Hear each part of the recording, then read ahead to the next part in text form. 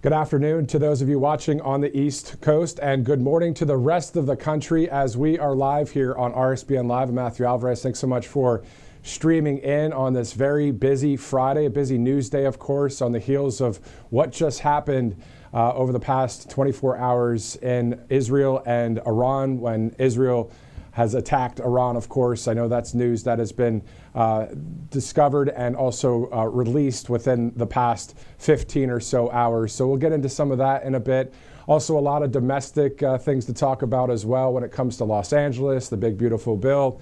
So many different things to get to. Let's start out with the Secretary of State, Marco Rubio, saying this last night specifically. Tonight, Israel took unilateral action against Iran. We are not involved in strikes against Iran, and our top priority is protecting American forces in the region. Israel advised us that they believe this action was necessary for its self-defense. President Trump and the administration have taken all necessary steps to protect our forces and remain in close contact with our regional partners. Let me be clear, the Secretary of State says here, quote, Iran should not target U.S. interests or personnel. Of course, President Trump has plenty to say as well on Truth Social. We'll get to that in just a minute, but just to bring you up to speed on what's going on. So the president has been in the Situation Room at the White House for now 61 minutes to be exact. It started at 11 a.m. This is the National Security Council meeting that we found out that the president would be having that meeting today at 11 o'clock this morning. So within the NSC, the National Security Council meeting, are people like the Vice President, the Secretary of State, the Secretary of Defense, and other top military officials and other top officials in the White House, all in the Situation Room. They've been there for now more than an hour. If there's any information that comes out of that meeting, we will bring it to you live right here on Right Side. Right now, we know that this is a closed press event, so obviously the press is not in there just listening to what the president and the team are talking about, because obviously this is of high importance. This situation that just unfolded again within the past 15 hours. If you've been looking at some of the videos, you've seen Israeli airstrikes in Tehran, in Iran. And so a number of the commanders and some of the top officials from the Iranian government there, the Islamic Republic, have been killed. So we're going to see how things transpire, and we'll see as we know that American forces and other people within government and any Americans in that region are being told to leave the region. They were already told a few days ago. Speaking of leaving the region, if you look at one of the flight trackers of all the flights that are happening within that area of the world in the Middle East, you'll see a whole circle of airplanes. All the airplanes are out here, and there's nothing in the middle here. And what's in the middle there is Israel and Iran, of course. I looked it up yesterday. There's about 968 miles by flight from Jerusalem to Tehran. It's about a 1,200-mile trip. So that's the distance that we're looking at there. And, of course, the airspace cleared up right now, and probably for some time. Just imagine being in Tehran or Tel Aviv, and you're at the airport. Maybe you were there on a trip or something, and then this is all happening. Just imagine trying to get out of town, or how that would work. That's got to be a wild situation. So as we hear any developments from the White House, we'll be glad to bring that to you. We have a number of channels and connections into the White House when it comes to being part of the press, just like any network would. But so when we get any kind of email from the White House, or if the president posts anything on Truth, or Carolyn Leavitt, or the Secretary of State, or the Secretary of Defense, we'll bring you the latest information that we have on what the meeting was all about specifically, if they'll share that with us. I mean, this is a very interesting time right now for the country, as we have seen that Israel has decided to strike Iran. Now we're going to get some commentary on possibly both sides of the issue, that kind of thing. Today's more of a news reporting type of day. You know, sometimes, of course, we share opinion or commentary, that kind of thing. But really, this is a really active situation. So we'll be more news-based and reporting-based during the next couple hours. Again, you may hear from some of our guests on both sides of the issue here. But at the end of the day, we know one thing. We always know that President Trump is all about peace through strength, and is not a wartime president, in the sense of he doesn't want to be involved in war. He wants any killing to always stop. However, there are certain situations that are playing factors here that we're monitoring when it comes to this situation. The best way to do this in our situation in journalism is to go directly to what the leaders are saying. So that's why we started at the broadcast with the Secretary of State's comments, and then we're going to go to President Trump's Truth Social posts. But before we do, let's go to Father Frank Pavone with Priest for Life. Sir, thank you so much for joining us on this Friday, June 13th. Matthew, it's always a pleasure. Thanks for having me. Definitely. All right. So a lot going on out there in the world. First of all, how are you feeling? What are you seeing out there? What kind of things would you like to start out and talk about? Because there's so many things, so many directions we can go, really.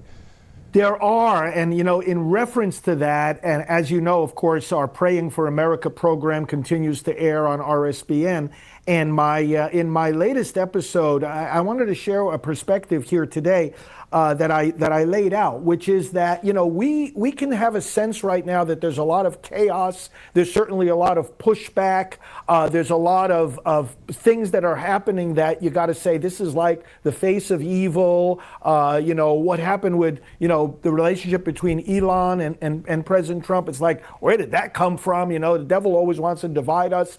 And Matthew, I laid out a very simple point that spiritual renewal or the saving of a country, just like the saving of the world, doesn't come about in a neat and clean way. It never has, it never will. There's going to be chaos. When we read in Scripture about the day of the Lord that comes to separate good from evil, it's described as a shaking up. It's described as a day of darkness and chaos, and yet the best things are happening in the midst of that. And it's dark and it's chaotic precisely because ingrained evils are being separated from what is good. It's the crucifixion itself, right? That was not an easy thing for the apostles to go through, and yet we call it Good Friday. And I think we need to take this as a perspective of encouragement. If we see the hand of evil trying to push back, of course it's going to push back because we're over the target. We're doing the right thing. President Trump is doing the right thing. We're on the right track. We should be positive and encouraged and just keep our eyes on the prize and our feet on the gas pedal. I think everything you just said there, I agree with 100%. And I want to sum it up with that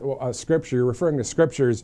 And I posted this on Truth Social. It's in John 16:33. I have told you these things, Jesus speaking here, I have told you these things so that in me you may have peace in the world. But in the world you will have trouble. But take heart, I have overcome the world. How awesome of a scripture to really kind of bring an anchor to the situation.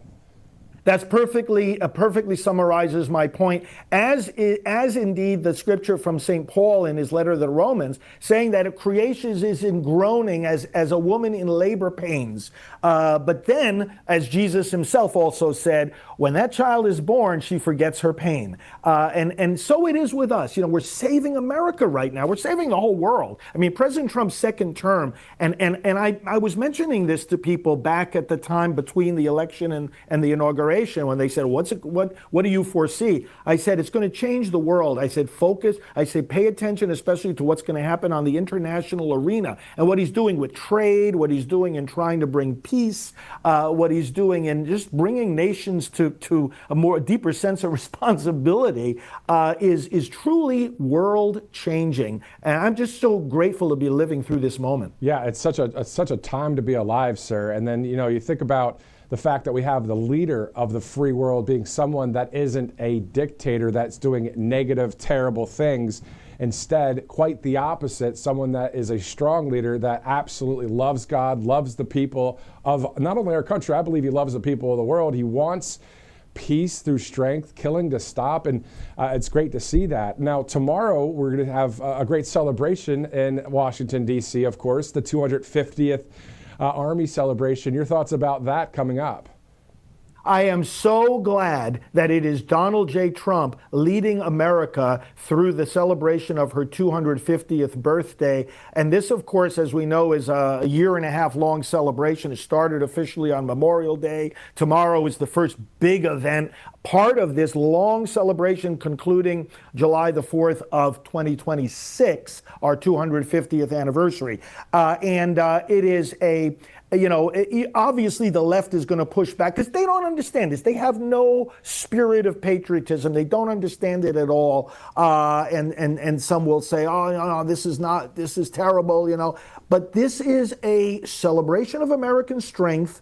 And the best way to preserve our strength is to begin by celebrating it with a sense of gratitude, with a legitimate sense of pride. This is not pride in the sense of, one of the deadly sins. This is legitimate pride, which is born of gratitude to God for his gifts to this country. So I'm looking forward to a great celebration. And I think it's appropriate and it's okay to be able to contrast. Not that I want it to happen, but all these ridiculous protests from the left, and then they're just evil.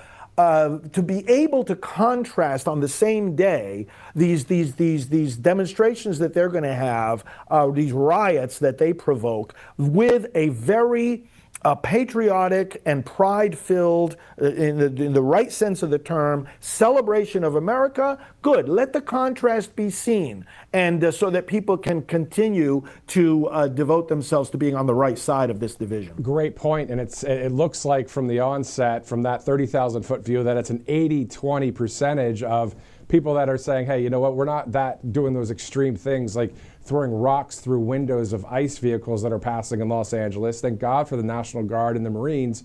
And also thank God for peaceful protests. I mean, if they're going to protest tomorrow at all, which there are some plans on that, which I don't agree with, but they have that right. So if they peacefully do it, hey, that's fine. That's part of America, whatever. But right. And when I say whatever, it's just hard for me to even think about why they would be so against President Trump. He's not what they say he is. And I believe they do a lot of projection on that side, don't they? Yes, it's a lot of projection. And, it's also the rule, it's a key to understanding the communist anarchist mentality. For all our viewers to keep in mind, the issue is never the issue.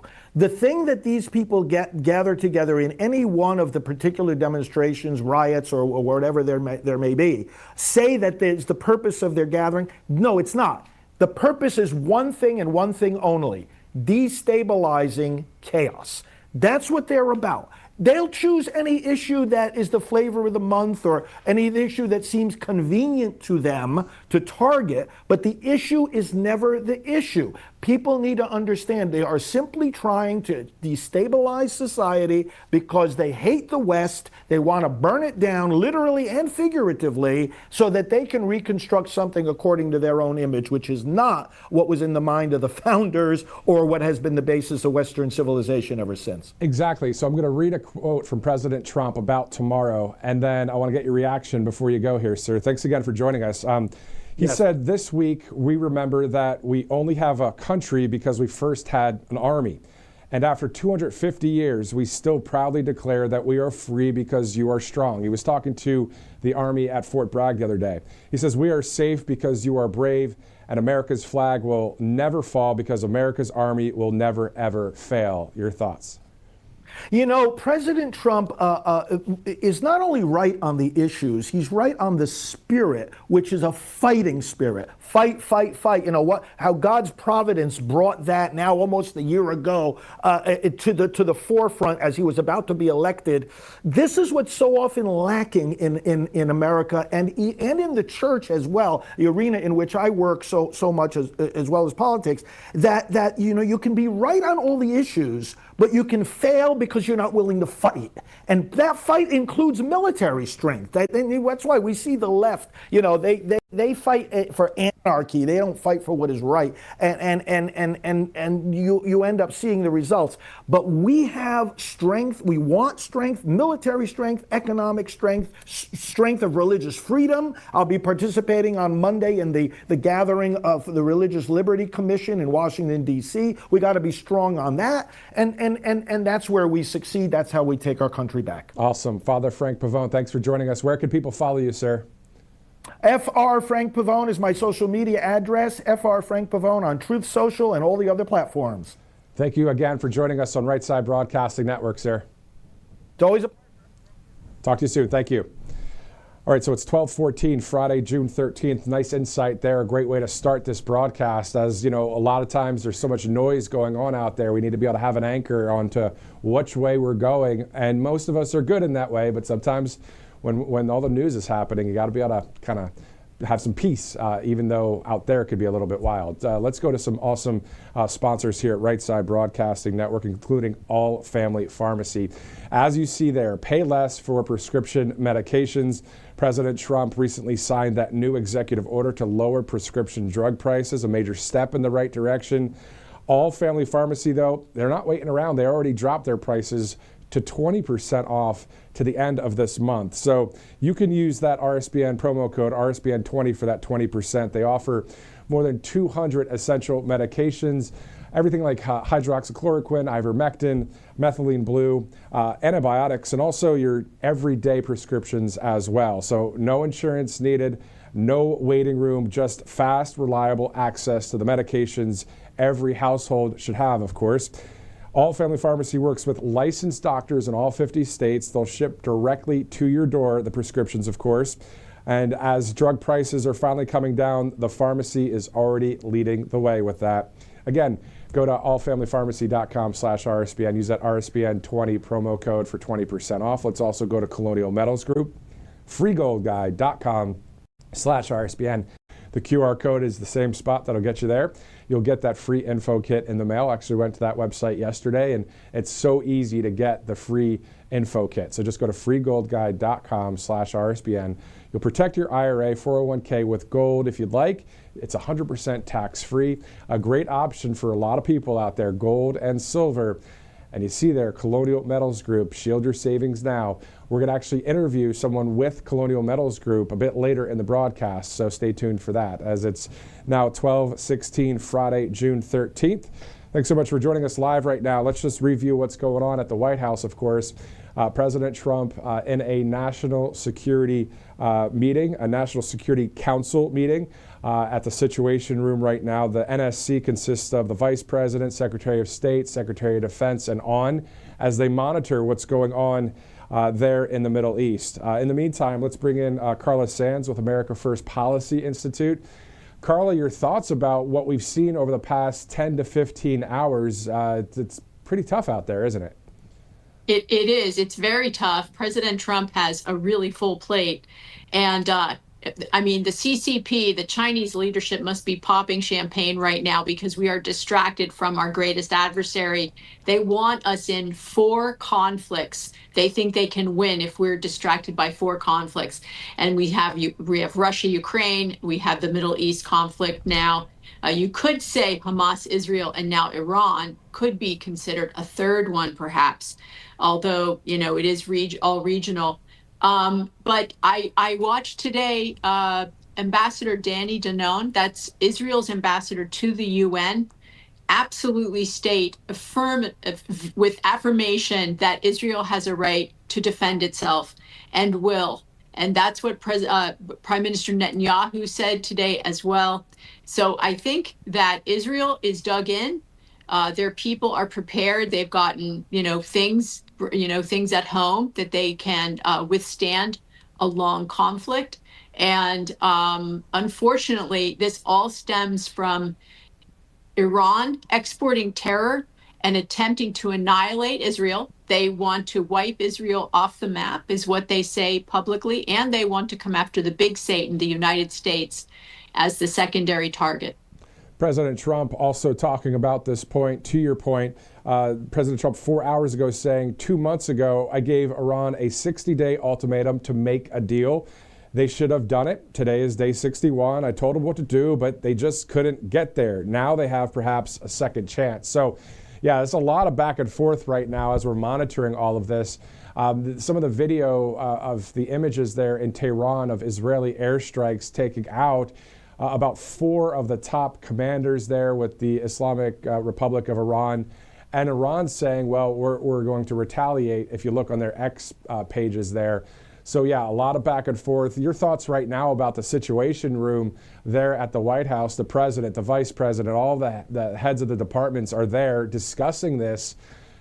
I mean, this is a very serious time in a global scene, isn't it? It's very dangerous time. We don't want this to spiral out of control. We know that Iran has been supplying weapons to Russia in the war with Ukraine. We know that Iran, the mullahs, are the responsible for funding October 7th. When Hamas attacked Israel so brutally.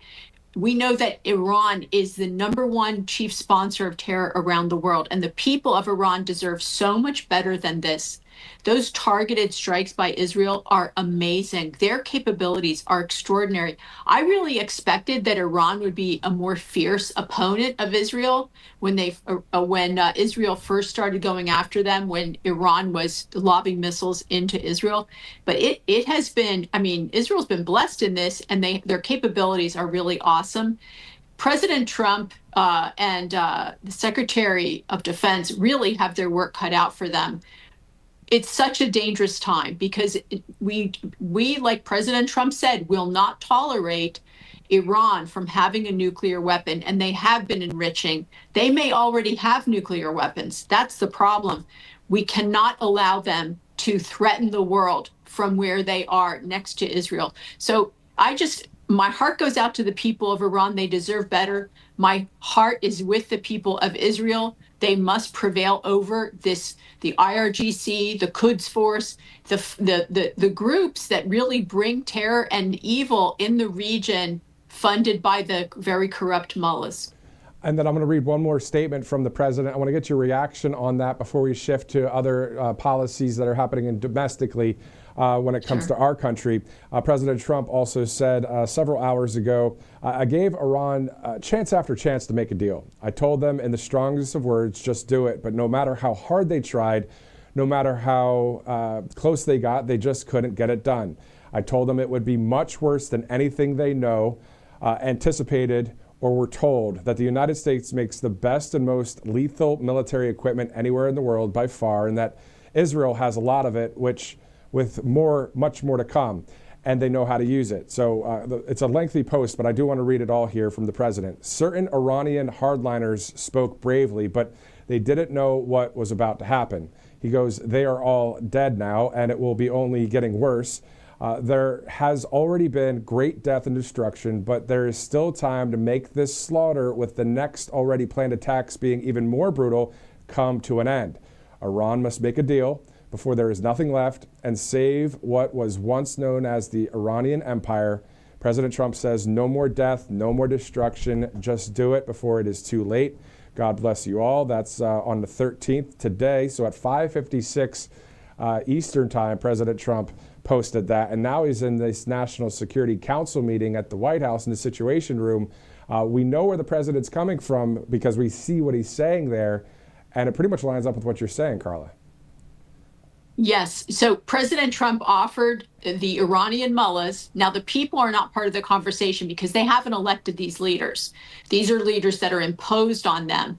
And the mullahs are very tough negotiators, Iranians are. They're tough negotiators, and they've been dealing with very weak U.S. presidents. Remember, President Obama did that JCPOA, which was letting them slow roll to nuclear weapons. President Trump pulled us out of that agreement, which was never a treaty. It was a bad deal. President Trump gets good deals. And the deal that he offered Iran, the leaders, was a good deal. It would rebuild Iran into a great power. But I hope that the people of Iran have the opportunity to have elected leaders with representative government, with the freedoms that they enjoyed previously, where women weren't subjugated, having to wear the hijab, having to be like a second-class citizen, and not having Sharia law rule their country. I mean, that's a terrible life for all women. So I hope that they have more opportunity. I hope that in the end, they do a deal with President Trump. I hope they don't wait until their country's destroyed by Israel. They've been targeted and very like razor sharp targets right now. But at some point that could change depending on the behavior of Iran's leadership. To your point, I remember seeing on social media the people of Iran, just using their phones, the selfie, kind of talking just like we see on social media. And a number of people in Iran just saying, I want freedom. I don't want to be ruled by this government. So yeah, the people of Iran, just like the people, Carla, of China or the people of North Korea or the people of anywhere, a majority of them, I'm thinking, 90% of the world wants to be free and not to be subjugated to a dictator. So, I mean, that's who President Trump is really fighting for, I believe. Don't you think? We the people and the free world. That's why he's the leader of the free world, right? It's true. I'm going to be speaking to a group of Iranians tomorrow who want that representative government, who want freedom of speech, freedom of the internet, freedom to vote, to have women in employment, women in politics, women throughout, the society, to be able to get married without, a male permission. All those things they want that we in the United States enjoy. So let's see what happens. I think President Trump, his deals are usually real win-win deals. When China says win-win, it means they win twice and you lose. With President Trump, he really is a fair deal maker. He just wants deals to be reciprocal. But in this case, he's offering Iran, the leadership, a great deal, the deal of a century, and I hope they take it. So the other question I had for you, I want to throw you a little bit of a curveball, put you on the spot slightly here, because tomorrow is a great day, right? It's the 250th celebration of our U.S. Army. The president then will travel to the G7 on Sunday, Monday, and Tuesday. Two big events coming up. I'm looking forward to seeing our coverage here on Right Side tomorrow. But here's the curveball question. If in the Situation Room, things are getting a little bit interesting with whatever's happening in the Middle East with Iran and anything when it comes to retaliatory things happening, do you think that there's a postponement at all? Or do you think that, hey, everything's going as is? And this is just a question. I don't have a favor on either way, but I'm just asking you, Carla, what do you think? Well, our U.S. warships are headed to the Middle East right now. So that they're convening because we may get more involved, it seems like. We've pulled personnel out of the region that aren't essential. I don't think they postpone it. I think that this is a show of American strength. The American people are excited about it. I'm going to be watching. You're going to be watching. All your viewers on RSBN will be watching. It's going to be a fantastic day of celebration. No matter what happens in the world, we have to show that we are strong and resolute, that we are the leader of the free world. And President Trump is reestablishing us as that. Unlike Joe Biden or Obama leading from behind, or perhaps not leading at all, but relinquishing that role to others who may not have our best interests at heart, President Trump and his team are really leading from in front. And I'm so encouraged about it. I think we should pray about the situation, really, that God brings peace to the region, but also that God continues to bless the United States of America and our leadership. Amen. Carla Sands, thank you so much with the Thanks. America First Policy Institute. Please stay in touch with us over maybe next week as well about how tomorrow's conversation will go with the Iranians that you're speaking to at a group there that want to be free, to your point. So, Carla Sands, thank you again for joining us on Right Side. Thanks, Matthew. Thank you. All right, so 12:28, almost the bottom of the hour, Friday, June 13th. We are monitoring any developments that come out of the White House when it comes to this National Security Council meeting. Let's go to a couple sponsors before our next interview as we continue on live right here on Right Side. Let's go to angelpaste.com out of Spring, Texas, of course. Great products there. You see one on your screen. There's also others as you go to that website. So literally on your phone or maybe on your iPad or whatever kind of device you have there, if you want to type in angelpaste.com and just page through some of those things and maybe purchase something there where you can use the RSBN promo code, get a percentage off as well, help out a great conservative company, a great patriotic company, and also have a great product. So it's a pretty good winning situation there. So angelpaste.com. Also, callshe.com/RSBN. So if you're looking to bet or trade on anything that's going on out there, whether it's sports or, and I'll stop there for that one, sports, Edmonton Oilers and the Florida Panthers. I believe the series is now tied at 2, and the next game will be in Edmonton and Canada. So that's a fun game to watch. So if you're looking to bet or trade on that, or maybe science or technology, politics, weather, whatever, you can just go to callshe.com/RSBN to check that out. another awesome sponsor here at Right Side Broadcasting Network, as it is about the bottom of the hour, 12:30 here. We have a number of live interviews coming up as we stand by and kind of monitor the situation there in Washington, D.C. as they monitor what's going on in the Middle East. Let's go now to Lars Larson, a great conservative talk show host in Oregon. Of course, many have heard of Lars because of all of his experience in media, television, and radio. Lars, it's great to have you here on Right Side. Matthew, it's great to be with you. And by the way, I echo Carlos Sands' suggestion that we all pray, because there's a lot going on and a lot that can go wrong in the world right now. Although I think when Israel is faced with a new, soon-to-be nuclear-armed Iran, I don't think they had any choice but to hit. Yeah, and so that's what happened within the past 10 to 15 hours. We've been seeing the Israeli airstrikes in Tehran. Let's back up a little bit. I know that when we talked last, you told me about the fact that you've been in the Middle East, you've been in Israel, you said 5 times. What were those trips for? Tell us about what it was like to be there, and then just your overall kind of 30,000-foot view on what's going on there right now. Well, I took my first trip there about 6 months after 9/11. I was invited by a group to go over there, do my radio show, which I did in the middle of the night, and then traveled around all day. And it was my first trip to Israel. And it was really an eye-opener for a Christian like me to go to a place that has so many significant places in there that I had read about in the book, because I spend time in the book, my wife and I do every single night, to be able to see these places with your own eyes and walk down, for instance, the Cardo, which is the main street through the old city of Jerusalem, and think these literally are the stones that Jesus Christ himself, my Savior, walked down, and the stones are still there, most of them, big, huge paving stones. And that was an eye-opener, but it was also an eye-opener on practical things, which I don't think the mainstream legacy, old-fashioned media spends much time on. And that was, as I said, it was the early part of 2002, so it was more than 20 years ago. And one of the little tidbits I picked up was they said, you know, if somebody builds a house here, apartment house or a private home, they are required to put a bomb shelter in it. And I said to myself, imagine if America said, we are in such peril that every single house built must have a bomb shelter in it. And yet they are in that kind of peril, because they're a tiny country. And I don't think that gets communicated all that much, that you realize this is a country that's about 300 miles long.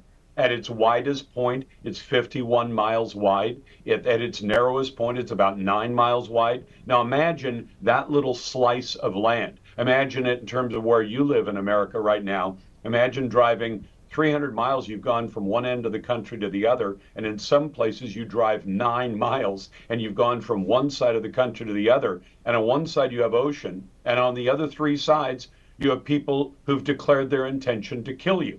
Well, Egypt has been well behaved and they seem to be getting along reasonably well.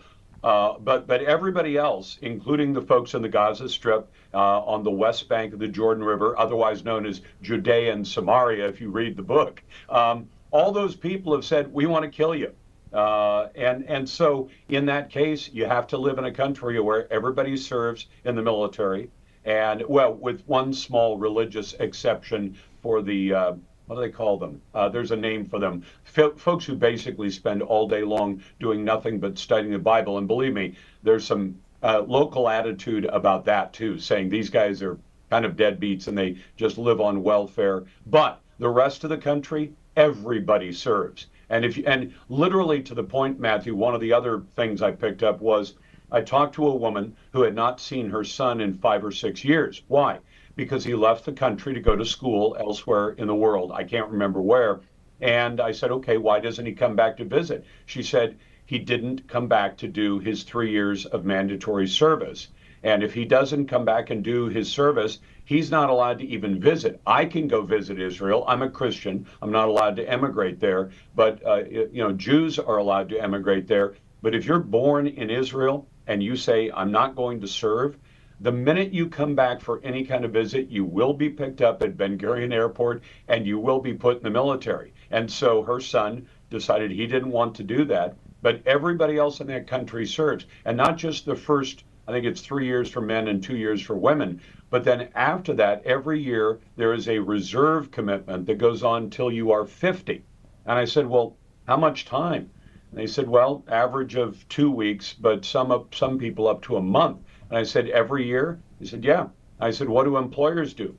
They said they understand that's the cost of living in a country that is very much at risk, where you just expect that every year you'll have employees, virtually all of them, if they're Israelis, who have to be called up for their reserve service at various times during the year, and you're not going to have them to work. So, deal with it. Yeah. And I thought that's amazing, because I hear all the time from people in America, why don't we make everybody serve in the military?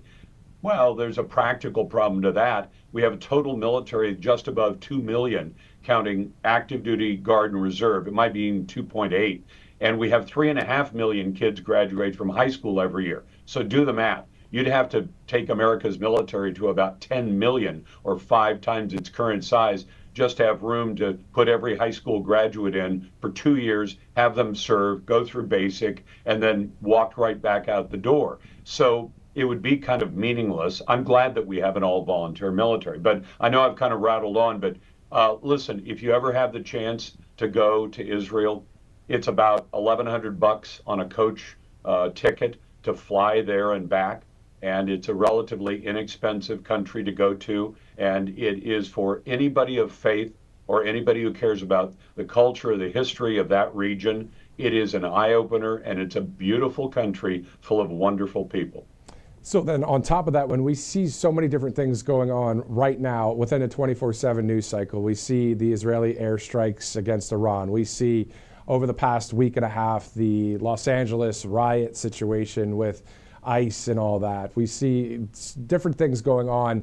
If people are really plugged in and they're watching all of this, it can become kind of stressful. As a Christian, what are some of your things you'd want to say to people to say, hey, we got to still calm down. We still have to live our lives, God's in charge of all of it, Matthew. But then again, a lot of us see some echoes from the book about rumors of war and wars and troubled times. And we kind of wonder, where are we in all of that? Because we know what's coming at the end of all of that. And so that's a concern. But if you just simply say, put your faith in God, because you understand, ultimately, He's the one who decides everything that happens on this planet, including who is put in leadership, not just here, but everywhere else. The other thing I'd encourage people to think about, and I just did an interview with the producer of a new movie called The American Miracle, and it was by one of our fellow talk hosts, and that is Michael Medved, who's no longer doing talk.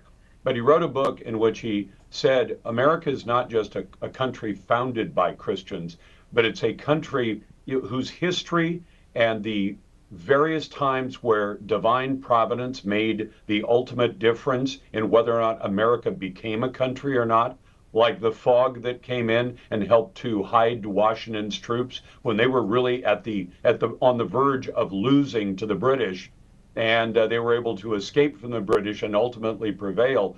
That wasn't by accident. A lot of us believe that was by divine providence. And the end result of that is that America is an exceptional country, because and all these people protesting in the streets and saying they hate America or they want America to be Mexico or something like that, they are so full of hogwash you can't believe it, because you have to understand that this country was founded by Christians. It is a country that welcomes people of all faith, sadly people of no faith as well, but it is a country that God has blessed incredibly, and we need to take good care of it. And when they say, well, you say that America is not the best country, if you want to say that, go ahead. Tell me a better country on earth, a country that says your individual rights as a citizen come from God. Now, I know there are people out saying, no, they come from the Constitution. The Constitution is not a grant of rights. And if you read it, you see it doesn't say the Constitution gives you the First Amendment rights. It recognizes what the founders thought, that God gave us God-given rights. The Constitution is there to tell the government, don't you dare touch the God-given rights of the citizens of this country. And sadly, in the last couple of decades, we've seen too many people in government who have said, we're going to take away some of the people's rights. And the fact is, we may have to fight back. And so what we're monitoring now, of course, at the White House, the Situation Room, the president's there, the vice president, secretary of state, secretary of defense, as they're monitoring the Middle East. This all on the heels of everything that just happened in LA. Then tomorrow, of course, the 250th celebration for the Army in Washington. That's something, I know you're out there on the West Coast, but man, you should fly all the way to DC for that, huh, Lars?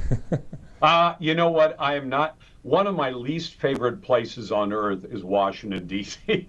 I mean, I just think the place is toxic, and it seems to infect people, even Republicans, who get back there. And I don't know if it's the power that they end up with, but the fact is they start to abuse it. They forget who sent them back there and what their number one job is. And their number one job should be to wake up every morning and say, are my actions today going to benefit the people I represent? Remember those constituents at home. And the question I'd like everybody to be asking right now, and asking of some of the authorities like Gavin Newsom of California or Karen Bass, the hapless and failed mayor of LA, how does it benefit the American people to grant sanctuary status and forgiveness from the laws to illegal alien foreigners who stand in your street and wave American flags and say, we're going to turn this part of America back into Mexico? America paid for that piece of Mexico. We settled a war. If you don't believe me, look up the Treaty of Guadalupe Hidalgo and see how that war ended. It ended with Mexico and America agreeing on where the boundaries of the two countries would be, and it ended with America giving them in dollars back then $15 million, which would be somewhere around $400 or $500 million today. And you would say, well, that was a smoking good deal. So was the Louisiana Purchase and the purchase of Alaska as well. But they were done deals. And I'd ask you, how many people have ever walked into a car dealership and bought a car, and then if 2 months later the car dealer went crazy and called you up and said, hey, bring my car back, say, I bought the car. The day I bought it, you don't own it anymore. And that's what we should be saying to these Mexican nationals who say this is Mexico. No, it's not, and it hasn't been since that treaty was resolved. And finally, Lars, before I let you go, your thoughts about right now, I know we were just touching on the swamp in D.C., but we're seeing, of course, with President Trump and a number of people that are actually MAGA there, right? The real people that stand for all of us. What are your thoughts about how the president's been doing over the past 4 months and, into the future? I think he came in very powerfully and began to move very quickly because he understands he's up against a timeline, not an age timeline like slow Joe Biden. He's up against a timeline that he has 4 years to get things done. And really, he has until next year, the election year, because things may change then as well. So he has to accomplish as much as he can. And for example, the move yesterday to sign the order to say, California, you no longer have the right to impose an EV mandate on the rest of America. That is a multi-trillion-dollar decision because it says to Americans, if you want to buy a vehicle for your family, you have a right to buy the vehicle that fits your family's needs and runs on the fuel you choose. And California does not have the right to dictate that to the rest of the country. When the Biden administration signed off on that and said, we will give California an EPA waiver that allows them to set the rules for the rest of America, people should have been angry on both sides of the aisle. I mean, no matter how much you might love electric cars, maybe you do, maybe you don't. Someday I think they might actually pencil out. I don't think they do today. But to force Americans to buy a car because you think it's the best decision, government has no business telling citizens what to do. And we got that in spades during the pandemic. Yeah, that was pretty wild. We know that. And we don't really want to think about those times because, man, it was a tough time. But glad that we have a commander-in-chief on the right side of history. Lars Larson, we'll see you a bit later in the broadcast. And thank you for joining us right now on Right Side. Matthew, it's always my favorite. It's always my pleasure to be on the right side. Thank you, sir. Thank you. We'll see you in a bit. Take care. Thank you. All right, so 12:43, Friday, June 13th. Lars Larson, of course, out there in Portland, Oregon, a longtime radio host, but also working in some of the local media on TV as well. Before we take a commercial break, let's go to one of our great sponsors, PatriotAddictDeals.com. the Trump plane right there. You can get it for 20% off, something that looks beautiful right there to see the Trump Force One. You remember all those rallies that President Trump flew in that plane across the rally, sometimes doing a flyby with the Top Gun music. And what a great memento. I was going to say memorabilia, but I got tongue-tied there, but that's all right. PatriotAddictDeals.com, 20% off, an awesome product right there on your screen as it's $12.45. Let's go to MyPillow.com as well. This is also a great product. You can get this pillow for free right there by purchasing anything on the website. So MyPillow.com/RSBN. Use that RSBN promo code. More than 2,000 products on MyPillow.com. It's 12:44, Friday, June 13th, a very busy news day as the president and his team are in the Situation Room there at the White House as we get details of the meeting and I think how things transpire in the Middle East, and also monitoring other news of the day. We'll bring it to you right here on Right Side Broadcasting Network. This is RSBN Live. I'm Matthew Alvarez. We'll be right back after this break. Welcome to Right Side Broadcasting Network, your trusted conservative news outlet. At RSBN, we deliver the truth when the mainstream media falls short. Since 2015, we've proudly broadcasted every single one of President Trump's iconic MAGA rallies, bringing you the excitement and energy live before anyone else. By watching RSBN, you get an unfiltered front row view of the action on the ground. We interview the crowds to give a voice to millions of Americans just like you. We show you President Trump's speeches in their entirety, free from interruptions and censorship. We cover the stories that matter to you with the integrity and passion you deserve. Thank you for choosing RSBN as your home for America First News.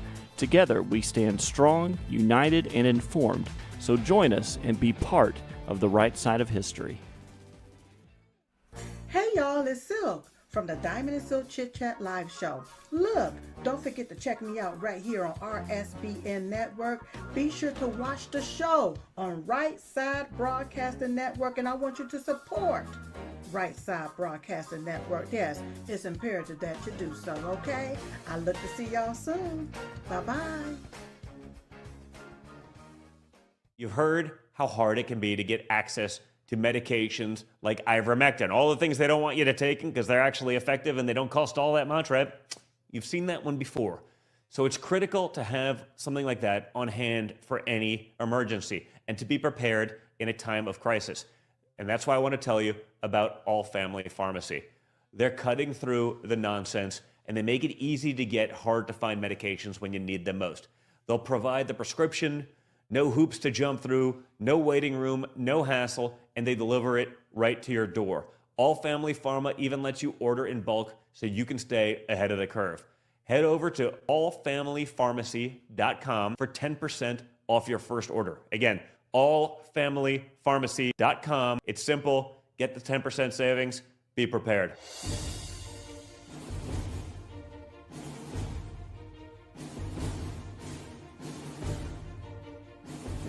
To celebrate our newest launch, Rev 7, I'm bringing you an amazing introductory offer, plus an exclusive overstock sale that you're not going to want to miss. Rev 7 is our premium energy drink that tastes great and gives you energy all day with no jitters and no crashes. That's because there's no sugar and no caffeine. I'm so sure you're going to love Rev 7 that for a limited time you can try our 3-pack absolutely free.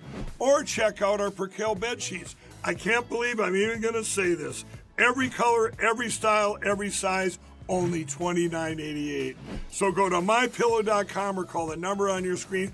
Use your promo code to save 20% on our Rev 7 12-packs or try our introductory 3-pack absolutely free. And our Percale bed sheets, all sizes, only $29.88, even the queens and kings. Inventory is extremely limited, so order now. Welcome back to RSBN Live. I'm Matthew Alvarez. It is 12:48, looking live there at the White House, of course, 1600 Pennsylvania Avenue, as the president meets with the National Security Council in the Situation Room. Obviously, all to do with the Israeli attack on Iran, and any specifics that come out of that meeting, we will share that with you. Also monitoring all sorts of news that's going on out there. One thing that's happening in the next 24 hours is a huge, as you guys know, grand National Army Parade that's going to happen in Washington, D.C. So Dan Scavino Jr. is actually already obviously in D.C., and he has a video from some of the rehearsal. So let's go to that right now.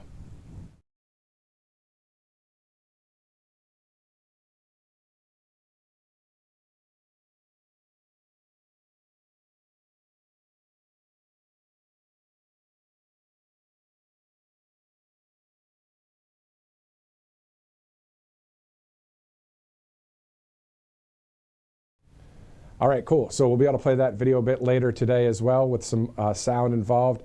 Just a great moment there. You're seeing our Army getting ready, doing a rehearsal for tomorrow's huge event. So we'll play that video in its entirety with the audio up as well coming up in a little bit as it's 12:49 Friday, June 13th. Speaking of tomorrow and speaking of great coverage we're about to see, let's go to RSBN host Robert McNeely live right now. Robert, how you doing, man? Oh, doing well, Matthew. How about yourself? Oh, doing great. It's Friday, June 13th. We're looking forward to tomorrow's coverage.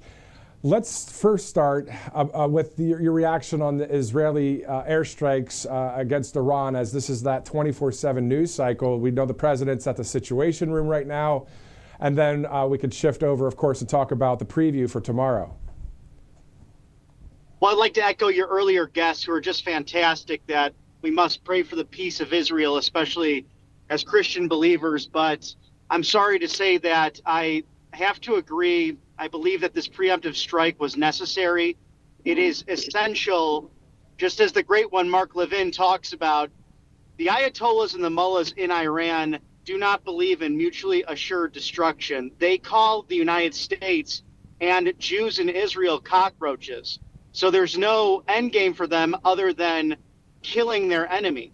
You know, even our greatest enemies around the world, like the Chinese Communist Party, respect the fact of mutually assured destruction and that these weapons truly cannot go off because they're so much more powerful than they were during World War II. And I think the Israelis, I believe deeply, they were right in doing this, and God be with them in this mission. And even with some of the strikes we saw, mushroom clouds coming up, so it seems as if that the Iranians had some form of nuclear fissile material, and it's a scary time, but I think a necessary strike against the Iranian regime. So then also, you know, you and I have talked about this, and Carlos Sands brought this up as well. You know, when it comes down to the people of all of these countries, including Iran and others like China, these people do want freedom. It's the leadership that is just squashing that, right?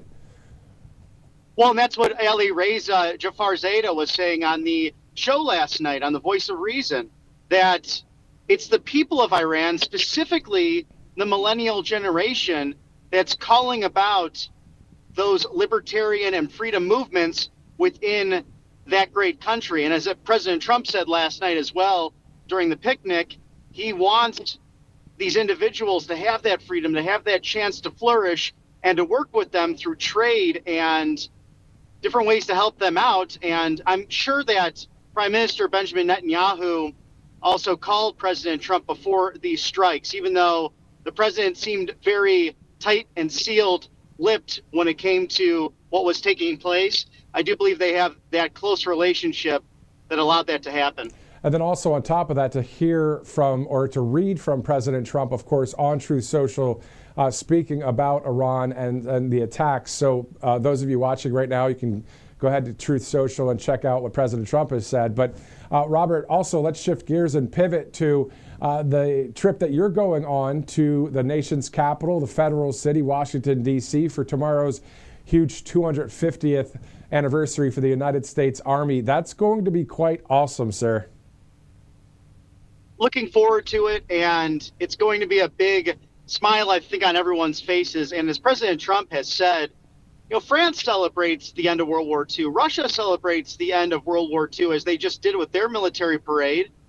Why aren't we celebrating it when we were back-to-back World War champs? And we saved not only a continent, but in turn a world from radical ideologies that brewed up in the 1930s, from fascism to communism. They all are united by that ugly ilk of socialism. It's so true. And then, the other day, the president speaking at Fort Bragg, of course, with your coverage here on Tuesday. And now we see these great statements from the president. The one he said about this week, he said, quote, "We remember that we only have a country because we first had an army. And after 250 years, we still proudly declare that we are free because you are strong. We are safe because you are brave. And America's flag will never fall because America's army will never, ever fail." So he really teed up this whole event tomorrow. And it looks like it's going to be awesome. And we're looking forward to seeing you live there. Also, on top of seeing all of the great Army, marching and the tanks and the helicopters and all that, to be able to talk to we the people there, just, everyday America, must be nice, Robert, to be able to get that opportunity once again. Always good to see the American people and the government they put into place on November 5th. They did this peacefully and patriotically. They responded. And the American people are smart. They're a lot smarter than the legacy media makes it out to be, or those certain influencers like Lars Larson addressed just on the show a few moments ago. The fact that these people really need to learn the history and read something about the Mexican-American War and these treaties that clearly define boundaries and sovereignty between our nations. So I hope that they do that. And this 250-year experiment that really started in April of 1775 when a group of militia, Minutemen, who were really farmers, some had experience in the French and Indian War, but many of them were great marksmen, but they did not necessarily have traditional military training, took on the greatest empire and the greatest military at the time in the United Kingdom, and God was on their side to create this constitutional republic. It's really extraordinary to think about. It'll give me goosebumps tomorrow. And I know that President Trump is wanting to play it down, but happy birthday, Mr. President. I don't think it's any coincidence that he was born on Flag Day. God is putting this man on a mission at 79 years young to make America great again. Perfectly put, teed up for tomorrow's coverage. We look forward to seeing you live there in Washington, D.C. RSBN host Robert McNeely, thanks again for joining us on this broadcast right now. Thank you, my friend. We'll see you soon. All right, see you soon. Great to hear from Robert there, who just had his debut show yesterday with Voice of Reason, the Voice of Reason, but also, of course, live here at RSBN Live, just like myself, as we cover all sorts of news events that are happening, including, keeping tabs on what's going on there at the White House. If there's any information from this National Security Council meeting, we'll be sure to share that with you, whether it's live right here or on Truth Social, on X, or any of our outlets that we have our platforms on. So we'll bring you the latest as we get it. allfamilypharmacy.com/RSBN, a great sponsor here at Right Side Broadcasting Network. Of course, the president, recently signed a new executive order to lower the prescription drug prices, a major step in the right direction. But All Family Pharmacy, they're not waiting around. They're already dropping their prices to 20% off to the end of this month. So that's June 30th. So Americans can start saving right away. So they offer more than 200 essential medications: hydroxychloroquine, ivermectin, methylene blue, and some of your everyday basic medications out there. Of course, antibiotics as well. There's no insurance needed. You're not going to have to deal with a waiting room. Just fast, reliable access to the medications every household should have stocked. All Family Pharmacy works with licensed doctors in all 50 states, and then they ship the prescriptions directly to your door. So as drug prices are finally coming down, this pharmacy, they're already leading the charge. RSBN20 is the promo code. allfamilypharmacy.com/RSBN. Also, if you'd like to look into gold and silver, you can do that with Colonial Metals Group and get that free info kit at freegoldguide.com/RSBN. All about protecting your IRA and your 401k with gold, 100% tax-free. And we will be interviewing someone with Colonial Metals Group a bit later in the broadcast. Looking forward to that here on the network. So you can use the QR code, or you can just type in freegoldguide.com/RSBN.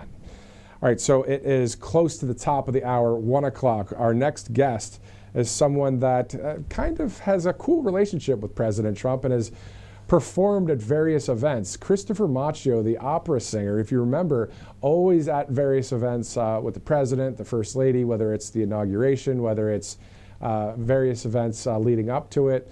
He'll join us here shortly to talk about tomorrow's event in D.C. and then also July 4th, as we will be 249 years old as a country. And just, get his take on how things are going out there in our country and around the world. So Christopher Macchio to join us in just a minute. Before we go there, let's go to a commercial break. We'll be right back here on Right Side. Welcome to Right Side Broadcasting Network, your trusted conservative news outlet. At RSBN, we deliver the truth when the mainstream media falls short. Since 2015, we've proudly broadcasted every single one of President Trump's iconic MAGA rallies, bringing you the excitement and energy live before anyone else. By watching RSBN, you get an unfiltered front row view of the action on the ground. We interview the crowds to give a voice to millions of Americans just like you. We show you President Trump's speeches in their entirety, free from interruptions and censorship. We cover the stories that matter to you with the integrity and passion you deserve. Thank you for choosing RSBN as your home for America First News. Together, we stand strong, united, and informed. So join us and be part of the right side of history. Hey y'all, it's Silk from the Diamond and Silk Chit Chat live show. Look, don't forget to check me out right here on RSBN Network. Be sure to watch the show on Right Side Broadcasting Network, and I want you to support Right Side Broadcasting Network. Yes, it's imperative that you do so, okay? I look to see y'all soon. Bye-bye. You've heard how hard it can be to get access to medications like ivermectin, all the things they don't want you to take because they're actually effective and they don't cost all that much, right? You've seen that one before. So it's critical to have something like that on hand for any emergency and to be prepared in a time of crisis. And that's why I want to tell you about All Family Pharmacy. They're cutting through the nonsense and they make it easy to get hard to find medications when you need them most. They'll provide the prescription, no hoops to jump through, no waiting room, no hassle, and they deliver it right to your door. All Family Pharma even lets you order in bulk so you can stay ahead of the curve. Head over to allfamilypharmacy.com for 10% off your first order. Again, allfamilypharmacy.com. It's simple. Get the 10% savings. Be prepared.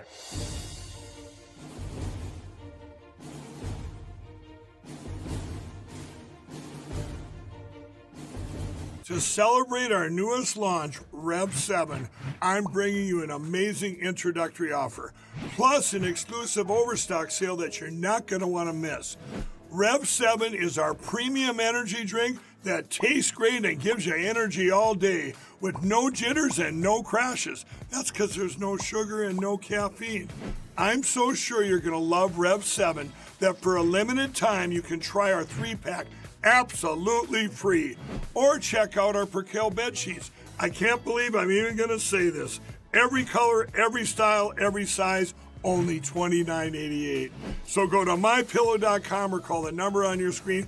Use your promo code to save 20% on our Rev 7 12-packs or try our introductory 3-pack absolutely free.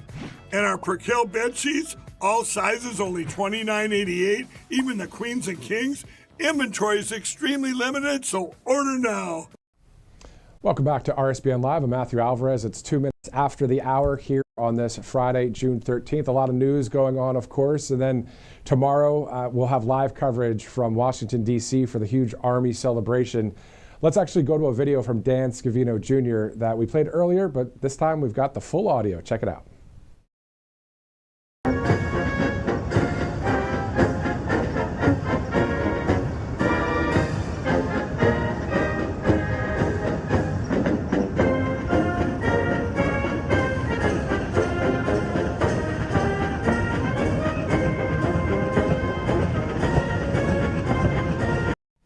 So the Army doing a bit of rehearsals today, and then of course tomorrow the big event. We'll have live coverage there as Robert McNeely's on his way to D.C. If you're just joining us, we actually just spoke with Robert on the phone as he's on his way there to Washington. Joining us now is Christopher Macchio, of course the opera singer, the tenor himself, who has performed many times for President Trump. Sir, how you doing today? I'm doing great. Tomorrow is going to be awesome. We're going to have the 250th celebration for our country, then July 4th. I know you're probably involved in some of the July 4th stuff. I don't know how much you could share with us, but just what are your thoughts about just the patriotism in our country? Well, I can tell you, America is back in full force, and I think that tomorrow's military celebration is going to reflect that very well. And of course, it happens to coincide with the Commander-in-Chief's birthday this year. And actually, I find myself right now judging the Miss New Jersey pageant. And the winner tomorrow will go on to compete in Miss America. And that's another example. You know, our president loves beauty pageants, and I think it's time to kind of return to being proud of America, being proud of those qualities that made America great, celebrating beauty, celebrating womanhood, and I'm really looking forward to the 4th of July because again, it's a great opportunity to reflect back on the rich history of our nation and how patriotic we all feel under this new administration. What was that like for those that are just watching now that may have not seen any interviews with you, Christopher? I mean, to be at the inauguration in Washington, D.C., at the Capitol, singing in front of the world, I mean, do you just sometimes sit back and be like, wow, I really did that? Yeah, it was a surreal experience, and it's been a series of those types of privileges over the last year or so, and again, it just really felt like America is truly back. And, to see those people assembled in that room, the most powerful people in the world, and it was really symbolic that they all understand, they're all reading the room, and they're all understanding that it would behoove them to get in line with the president's agenda because he really does mean business. And I'm just a privileged person to be a part of this whole historic period in our nation's history. Yeah, and then on top of that, when you were at the event for the comeback to Butler, the return to Butler for President Trump, I remember after that speech, you sang, I think, 3 or 4 songs. I mean, talk about... Yeah, I think 5 songs, yeah. I did Ave Maria during, and then about 5 songs afterwards, yeah. So that moment there, I really liked the moment with the inauguration of you singing there, but for me, the Butler return is etched in my mind and probably forever because it was such a powerful time for President Trump to return to Butler, but also for you to deliver like you did, and then to have President Trump not walk away. Was he supposed to go and watch from somewhere else? Yes. He stood there with yeah, you. It was emotional. It was emotional for everybody because the president almost lost his life, and of course, Corey Compratore, the firefighter, did lose his life, and so we really felt the emotionality of that in the moment.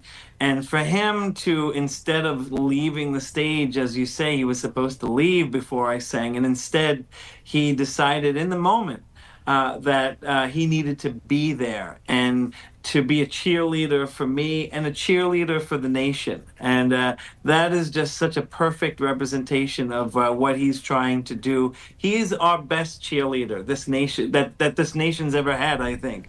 And that's going to be reflected tomorrow. It was reflected on that day in Butler. And you're going to see that over the next 4 years. Yeah, exactly. I agree with you 100%. Let's go to right now, the 24/7 news cycle. President Trump and the National Security Council meeting at the Situation Room in the White House on the heels of what just happened with Israel and Iran. Do you have any thoughts about what's going on right now in the 24/7 cycle and with what just happened in Los Angeles with the riots against ICE? Well, I'm a law and order guy. I always have been. And so I'm glad to see that the president is committed to putting the hammer down on the excesses. Of course, we all believe in free speech, but we will not tolerate any kind of law breaking and civil disturbance.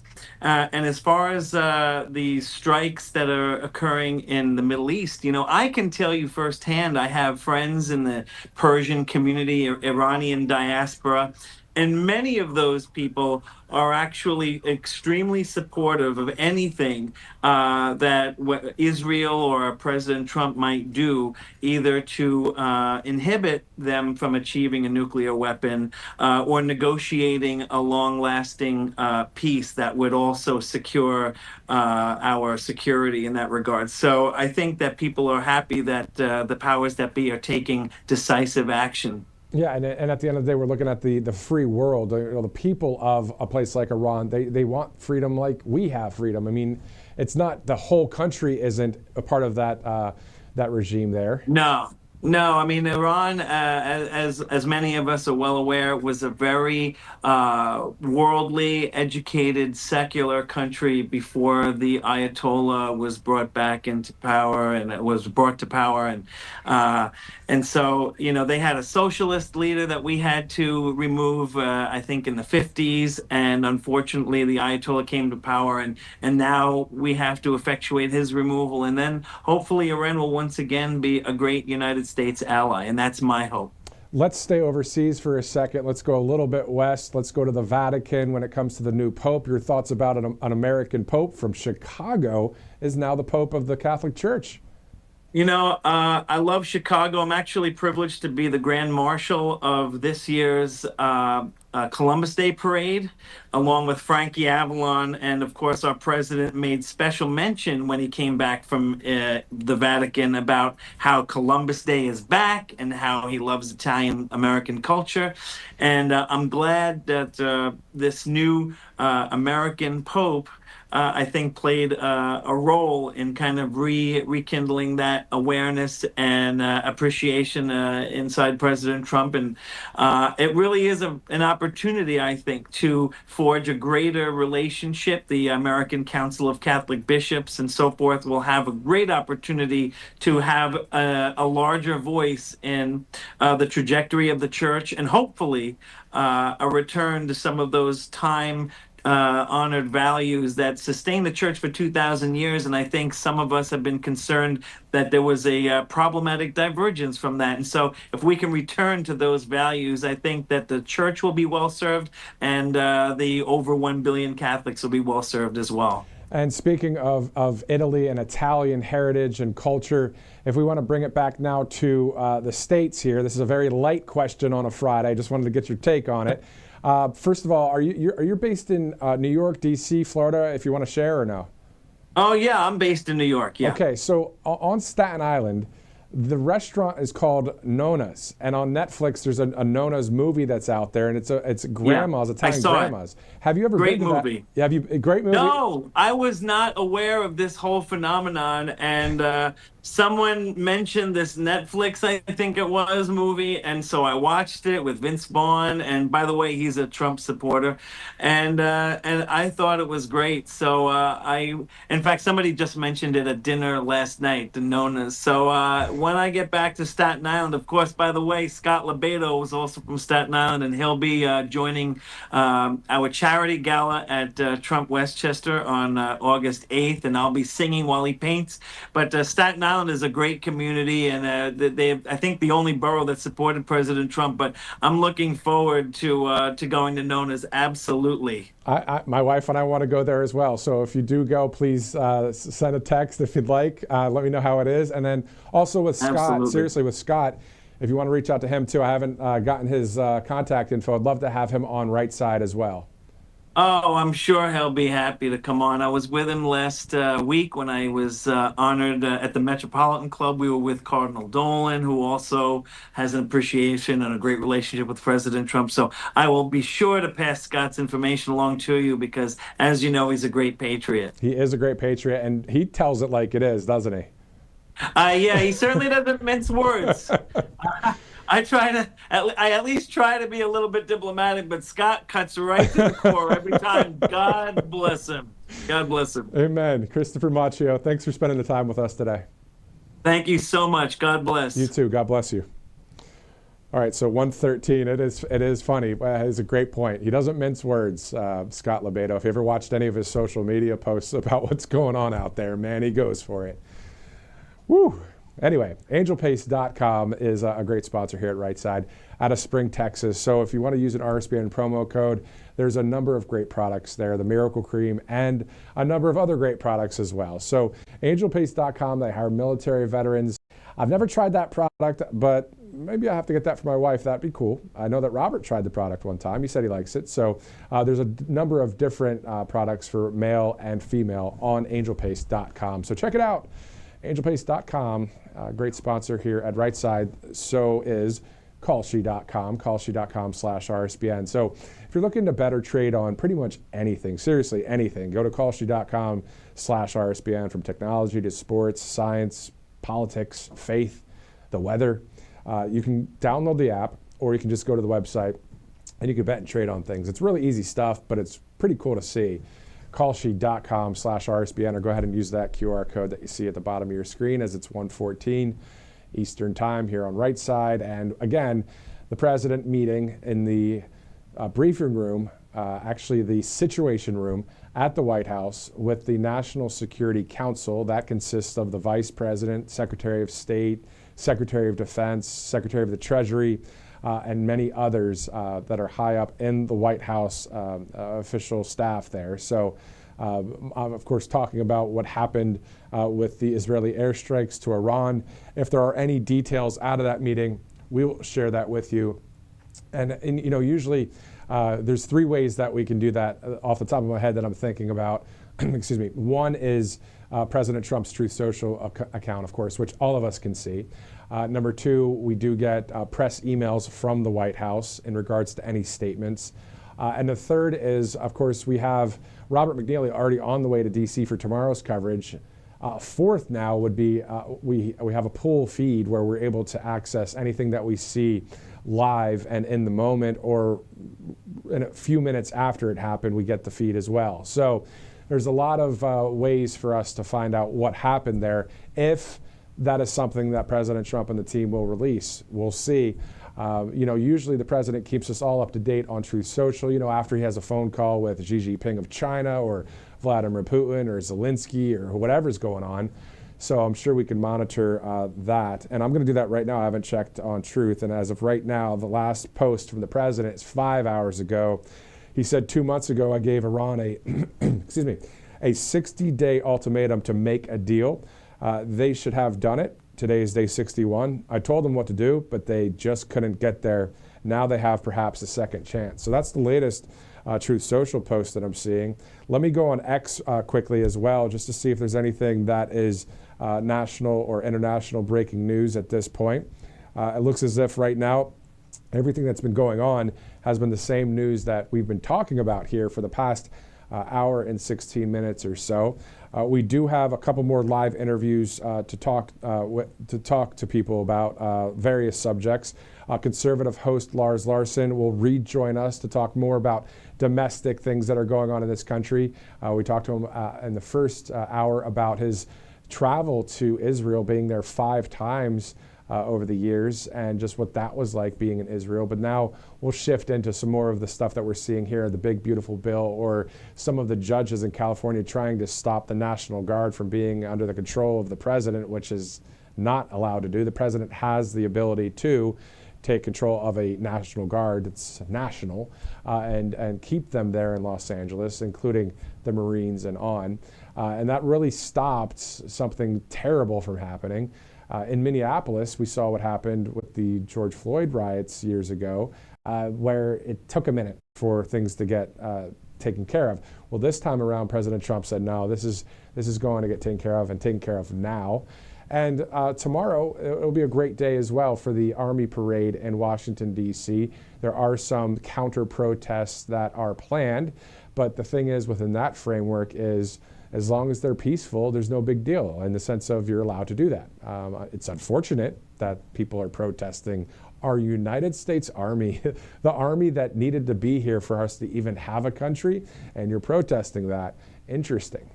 Anyway, so as long as it stays peaceful, it's going to be all good. If it crosses any line, well, the law enforcement and maybe the National Guard is nearby. Who knows? But it's going to be a great event, though. I mean, the thing that's unfortunate is that And I'll just kind of reflect on what I just said there. Sometimes we have to focus on the negative side of what may happen, right? A peaceful protest turning worse than that. But I'm not going to allow that to continue to be a narrative that the mainstream media might talk about, because the truth is, it's that 80-20 window. It's that 80% of the country being like, hey, yes, go America, go Trump.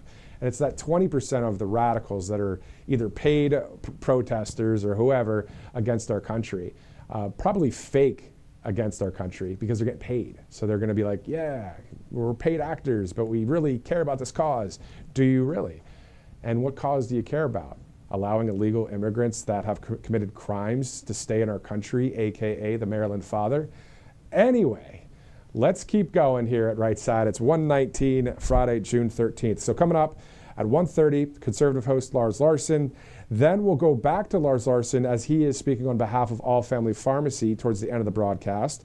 Then with Colonial Metals Group, Bob Iacchino will be joining us to talk about various things with gold and silver as we continue to monitor the White House there in the Situation Room with the National Security Council. Any information that comes out, we'll bring it to you. Thanks so much for joining us here on Friday, June 13th. Matthew Alvarez will be right back.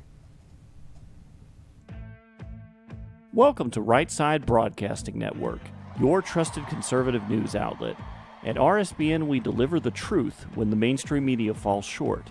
Since 2015, we've proudly broadcasted every single one of President Trump's iconic MAGA rallies, bringing you the excitement and energy live before anyone else.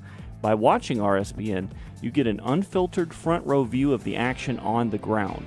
We interview the crowds to give a voice to millions of Americans just like you. We show you President Trump's speeches in their entirety, free from interruptions and censorship. We cover the stories that matter to you with the integrity and passion you deserve. Thank you for choosing RSBN as your home for America First News. Together, we stand strong, united, and informed.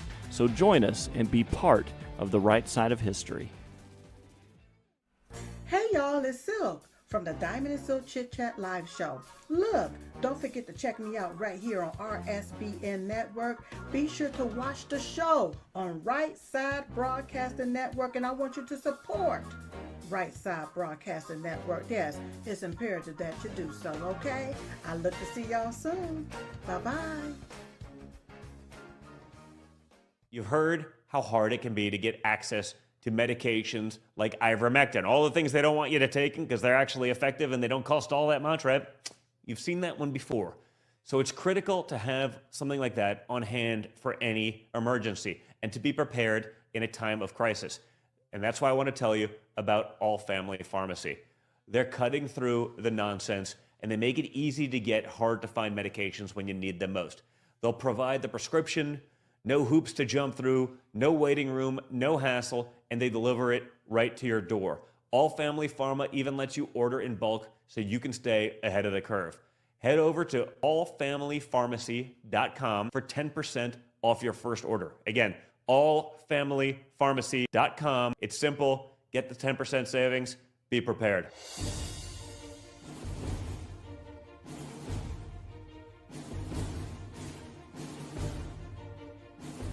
To celebrate our newest launch, Rev 7, I'm bringing you an amazing introductory offer, plus an exclusive overstock sale that you're not going to want to miss.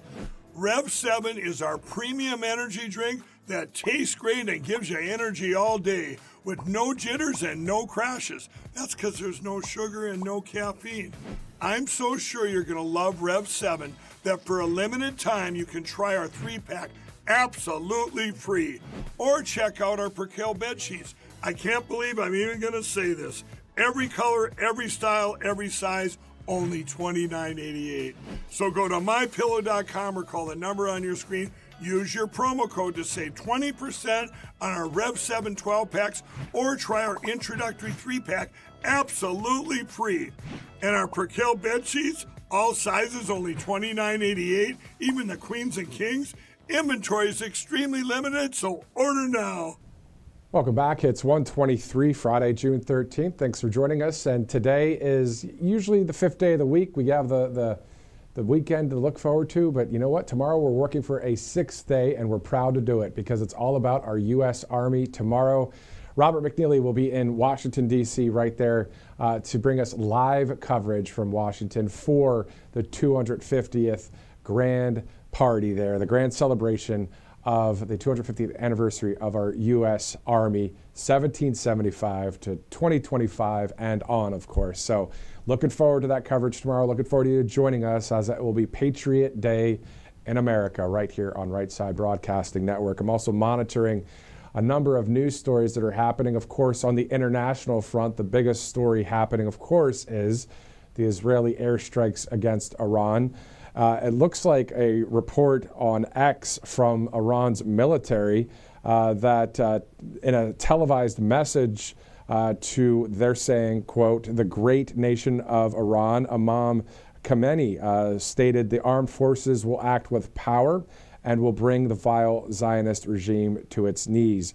So that right there from Iran, as we monitor and report to you specifically what we're seeing from Iran there, but also, of course, from what President Trump is saying on Truth Social and Israeli Prime Minister Benjamin Netanyahu, what he's saying as well.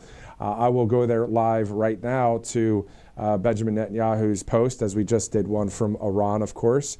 Right now, moments ago, this was 15 hours ago, a post. Israel launched Operation Rising Lion, a targeted military operation to roll back the Iranian threat to Israel's very survival. So we know that the President of the United States and the National Security Council's at the Situation Room at the White House, meeting with the Vice President, Secretary of State, Secretary of Defense, and other White House officials as they monitor the attack there from Israel to Iran. The video from Tehran last night in Iran there showing rocket attacks. So yeah, we'll monitor it. We'll bring you the latest as we get it from the White House. As of right now, no network, nobody has reported anything to my knowledge, especially even on X and others, of any information out of that Situation Room, as there may be a meeting that's still continuing. That meeting started, according to the president's schedule, at 11 Eastern. Our live coverage started at 12, and we've had a number of live interviews since then. If you haven't watched, if you'd like to scrub back and check out some of the interviews, we're also posting some of them out there. Also, what's been posted as well is all of our coverage throughout the week. So if you missed anything with RSBN host Robert McNeely or myself, or Robert's new show, The Voice of Reason, just that aired yesterday, the debut show, you can always watch any of this programming, even if it's just a few minutes after or hours after or days after. It's still fresh news of what's been happening. So that's what we're covering here. Kind of a cutting edge way of really covering everything live and in the moment. I mean, right now, usually at networks, you'll have maybe a script or a direction to go when it comes to a teleprompter and that kind of thing. What we're doing today is reporting what we're seeing happening in the moment, whether it's on X or Truth Social or our live feeds that we have in DC, and also bringing in live guests to interview, which we will be interviewing conservative host Lars Larson once again here, that will join us in about 4 minutes. And also previewing, of course, tomorrow's Patriot Day in America, which is all about our 250th anniversary for the United States Army. So anybody that's watching right now from around the country that is part of the Army or served with the Army, or if you lost a loved one that served in the Army, we love you, we thank you, and we're with you, because to President Trump's point the other day when he spoke at Fort Bragg, he said, quote, "This week we remember that we only have a country because we first had an army.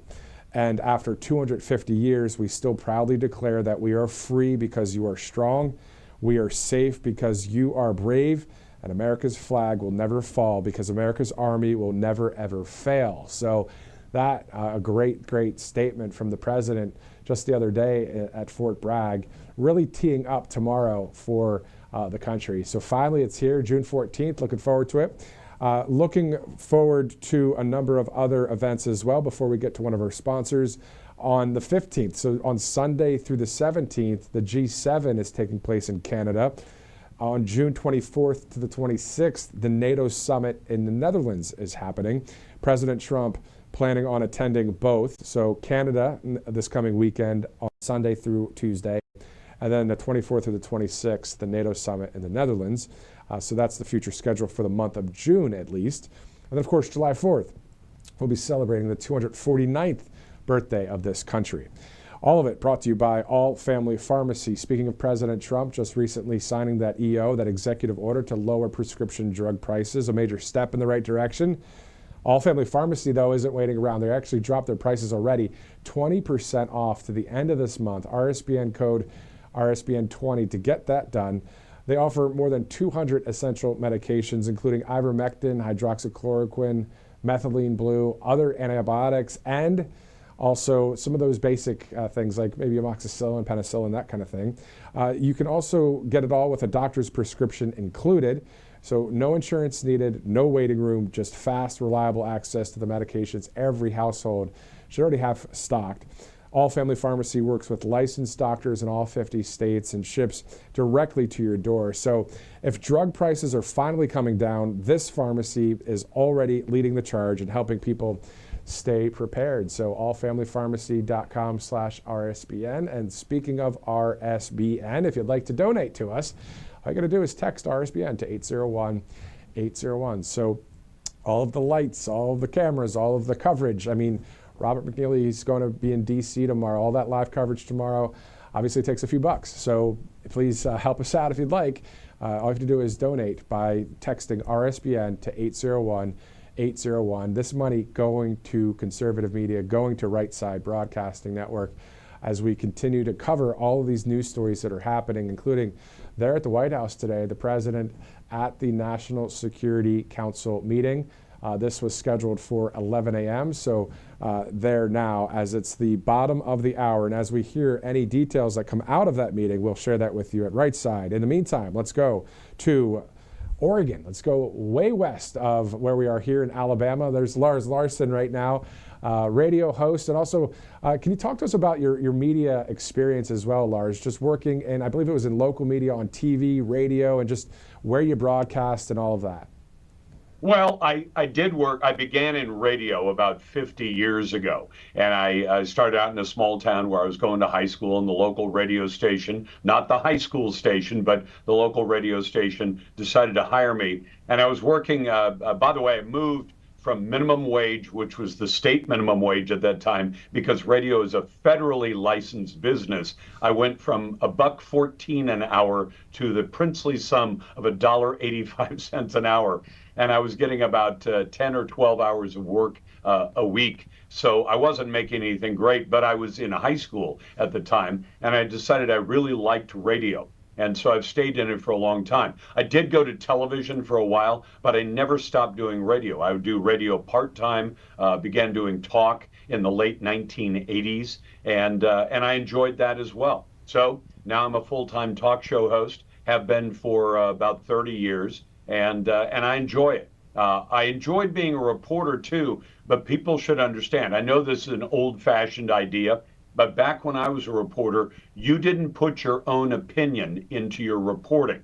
Yeah, and if somebody said, well, and in fact, there was a famous statement by the former editor of the Washington Post, which has fallen a long ways as well.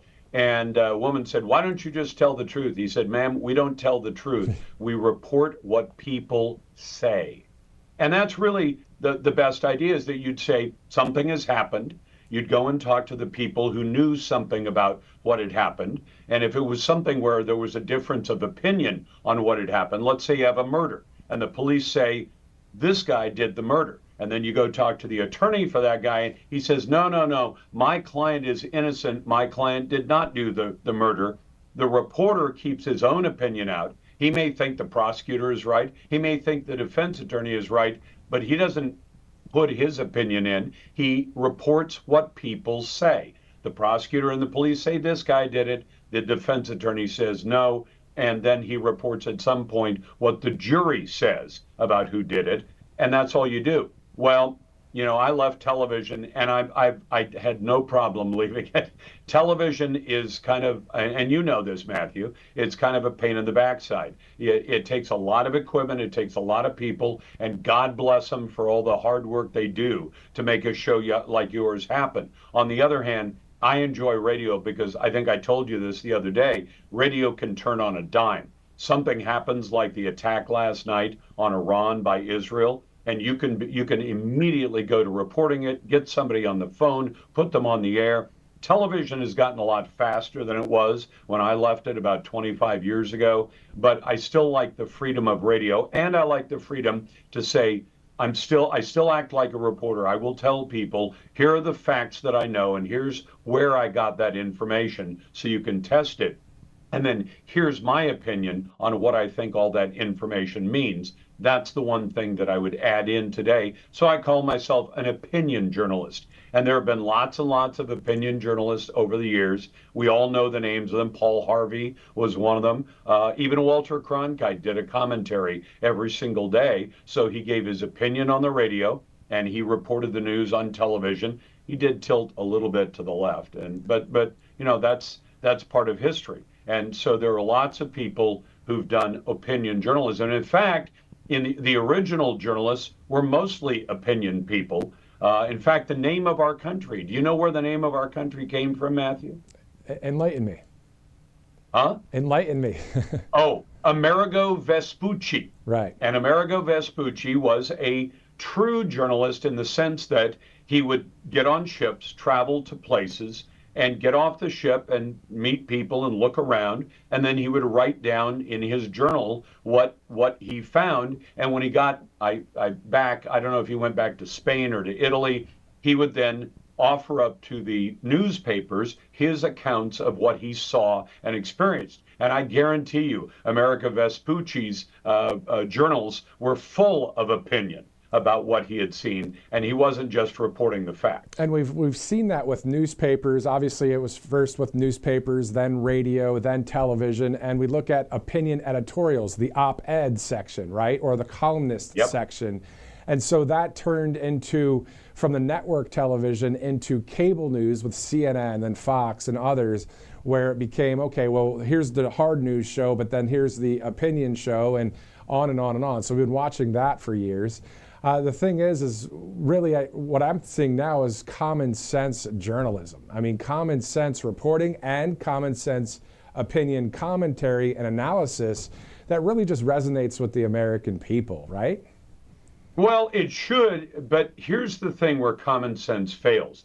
For instance, my home is in Vancouver, Washington, right across the Columbia River from Portland, Oregon. But both states consider themselves to be sanctuary states, meaning the local law enforcement, they can catch somebody who's a bad criminal. He is also an illegal alien, and they will not pick up the phone and call ICE. In fact, there was a state trooper in Washington State a couple of years ago who picked up the phone, called a friend who was in ICE and said, we got a bad guy here, but he's not accused of something that's going to hold him for very long. You guys should come pick him up. You know what the state of Washington did to that trooper? They fired him. They said, you are out. You have broken. This is how hardcore they are. And what's kind of bizarre about it, which I think common sense journalists would cover, if your state of Alabama, picks up somebody and the police run his background and they say, this guy is a murderer wanted in Wyoming. They say, but we're not Wyoming law enforcement, so we're just going to let him go. No, they don't. They call Wyoming and say, hey, that guy you're looking for on the murder, the rape, the embezzlement, the robbery, whatever it is, we've got him here. You're going to have to go through the paperwork for extradition, and you're going to have to, send a couple of deputies out or police officers out to pick him up and bring him back, but we'll hold him for you.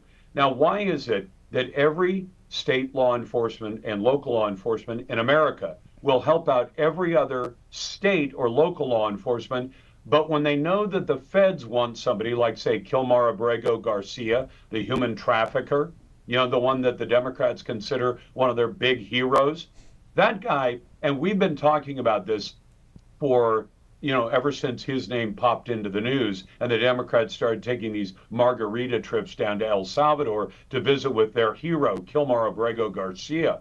about the stop in Tennessee, and I imagine you've covered this with your audience. This guy's pulled over in the middle of the night with 7 or 8 guys in a van. None of them has ID. None of them speaks English. And he doesn't have a driver's license, doesn't own the vehicle. And one of the troopers says to the other trooper on body cam, you know what these guys are doing? They're trafficking these guys. They're bringing them from the border down in Texas up to Maryland to work as illegal aliens. So they call the FBI, Joe Biden's FBI at the time.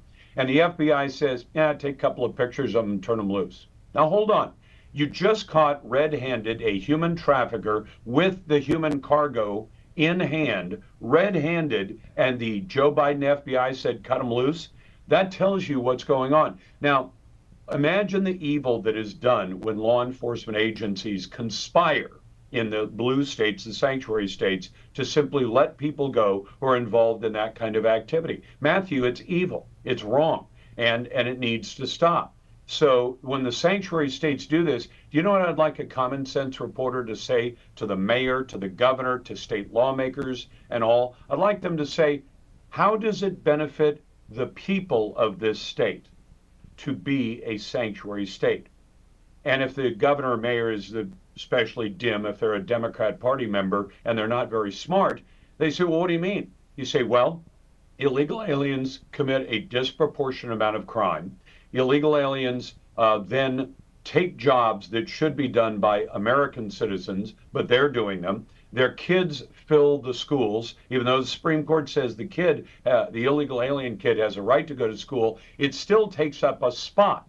And then you show me the community in America that says, oh, we're so flush, we have too much housing, we have too many schools, we have too many classrooms, we have too many seats, we have too much space in our hospitals.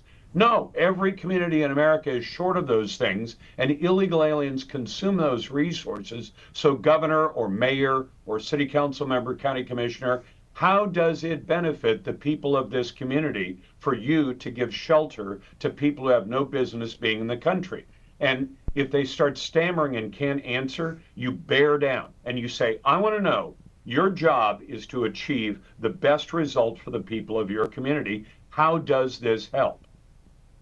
It sounds That's like not happening. Yeah, it sounds like, common sense reporting, also investigative journalism in a way of just digging a little deeper, of course.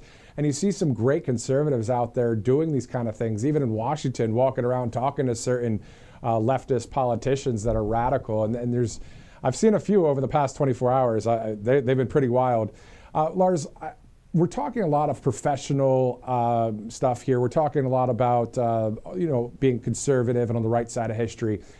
But for you personally, though, I want to know how you got to where you got, in the sense of not your career, but why are you so passionate to be on the right side of history, supporting President Trump, being a conservative, and stepping out there away from mainstream media and speaking like you do every day? Well, that's very generous of you, Matthew, but I've gotten here through God's grace. I mean, that's got to be the bottom line, is that only through God's grace did I get here. And I would hope a series of good decisions. I mean, gone are the days where somebody could go to work for a company and then work for the same company for 30 years and then retire, the old General Motors model.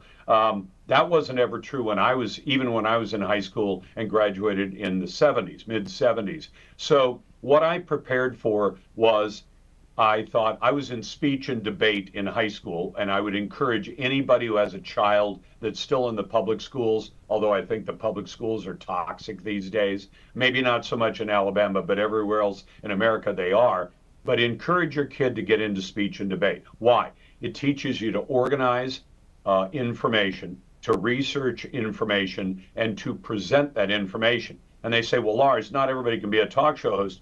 You tell me a job anywhere in America, Matthew, that does not require you to understand and bring in information, understand it, and then communicate it. I would argue that every job except maybe sheep herder, it requires you to be able to do that. Even if you're an auto mechanic, you have to be able to go to your customer who doesn't know mechanics and say, this is what's wrong with your car. This is what we propose to do to fix it. And if you're not good at explaining that, it doesn't matter how good a mechanic you are, you're probably not going to be successful. So pursue those things. And then after that, Matthew, I went radio news, Then I decided to try TV, took a big cut in pay, jumped from, I think I was making 30 grand a year to making about 15 grand a year to get into television, and decided I liked TV okay, did a news magazine, did a number of things, and was successful at it. But then finally, when the TV station I was working for, a Fox station, said, Lars, we're uncomfortable with this arrangement of you doing opinion for 4 hours a day on the radio and then coming in here and reporting just the facts on television. I said to them, did you ever hear me give a personal opinion on the air ever? And they said, well, no. And I said, did you ever even see me lift an eyebrow in a story to communicate an opinion? And they said, no. And I said, okay. And they said, but we're uncomfortable. You have to make a choice. And I said, okay, I choose radio. I'm gonna go to radio. And then they said, we need a few days to think about this, having walked me up to the edge of the cliff and demanded that I choose. When I chose, they said, well, we're not sure. So I parted company with television, and that's okay. I don't have any bad feelings about it. But I will tell you this, Matthew, I've noticed, maybe not you, you seem very good at ad-libbing, but most of my colleagues in TV, unless they had radio as a background, could not ad-lib their way out of a wet paper bag. And it was sad, because most radio people are used to being able to absorb a bunch of information, pick up their cell phone these days, back in my days it was landline phones, and say, call the station and say, I'm ready to do that report. And I did it when Mount St. Helens was going off. And if you didn't have that ability to, consume all that information, organize it, and then deliver it to an audience in 50 seconds in a way that actually made sense, then you didn't last very long. And also without having a teleprompter and without having a written script. And there's two indirect shout outs that I can give for the reason why I'm able to kind of ramble on here a little bit. One, in local news, when it was breaking news, you're just flowing. You're talking about what's happening. Boom, boom, boom, right? But a shout out to Right Side Broadcasting Network, because when we'd go to these rallies, Lars, and we'd have to be out there 2-3 hours at a time after interviewing a number of people, and there's no teleprompter out there. Nope. And it's your mind, it's your heart, and you just deliver to the American people, and you just keep going and keep going. And it really stretched me a lot, but it's been a great experience. To your point, Matthew, though. Go ahead. Can I don't know how we are on time, but can I tell you an inside baseball story about television news? In front of everyone, go for it. Okay, a friend of mine who worked at the TV station I worked at, and I was the managing editor and the 10 o'clock anchor. And one day I told him, David, you're just frustrating the heck out of me. You go out to these live shots at 10 o'clock at night, so he's in the dark always. And I said, and usually you're lit up with a bunch of lights, which means you can't really see much anyway. I said, why do you keep looking at your notepad? And he said, because I have to be able to see my notes to tell the story. I said, number one, David, it's 10 o'clock or 10:15 at night. You're doing a live shot. You look at your notes. They're 3 feet from your eyes. You've got all these lights that are lighting you up for the live shot. I said, can you actually see that notepad? And he said, well, no. And I said, let me ask you a second question. He was a married guy. I said, when you go home tonight after work and your wife says, what was the story you did today, honey? Do you pull your notepad out and say, well, and then read from your notes to tell or do you just tell your wife, we went out on a murder tonight and they found a dead body at such and such house and it looked like the guy had been stabbed to death. And then about 20 minutes later, they caught the guy they think did it. And his name is this, and they're going to he's in jail tonight, and he'll be in front of a judge tomorrow. I said, are you capable of telling 60 seconds to your wife without your notepad? He said, yeah.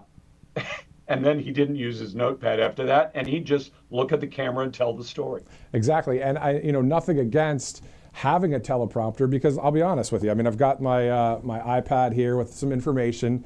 President Trump, when he's at the rallies, he still has a teleprompter. Sometimes, like at Fort Bragg, he just read through some of his speech to nail some points. But of course, he loves it when he doesn't have to use one. He can riff, like you're riffing, I'm riffing right now. So anyway, so here's the thing, Lars. Obviously, people are watching right now. We got deep into some media conversation there. But what we've been monitoring, if you're just joining us now, of course, is the National Security Council meeting at the White House with the Situation Room to see if there's any information that comes out of that. As of this point, we haven't seen any details. Are you talking about the Iran attack? Yes, they're having that meeting there. Have you shared with your audience yet what the Israelis have been brilliant about this? They managed to get the dimwits to wear the pagers with the explosive inside. That was a good move.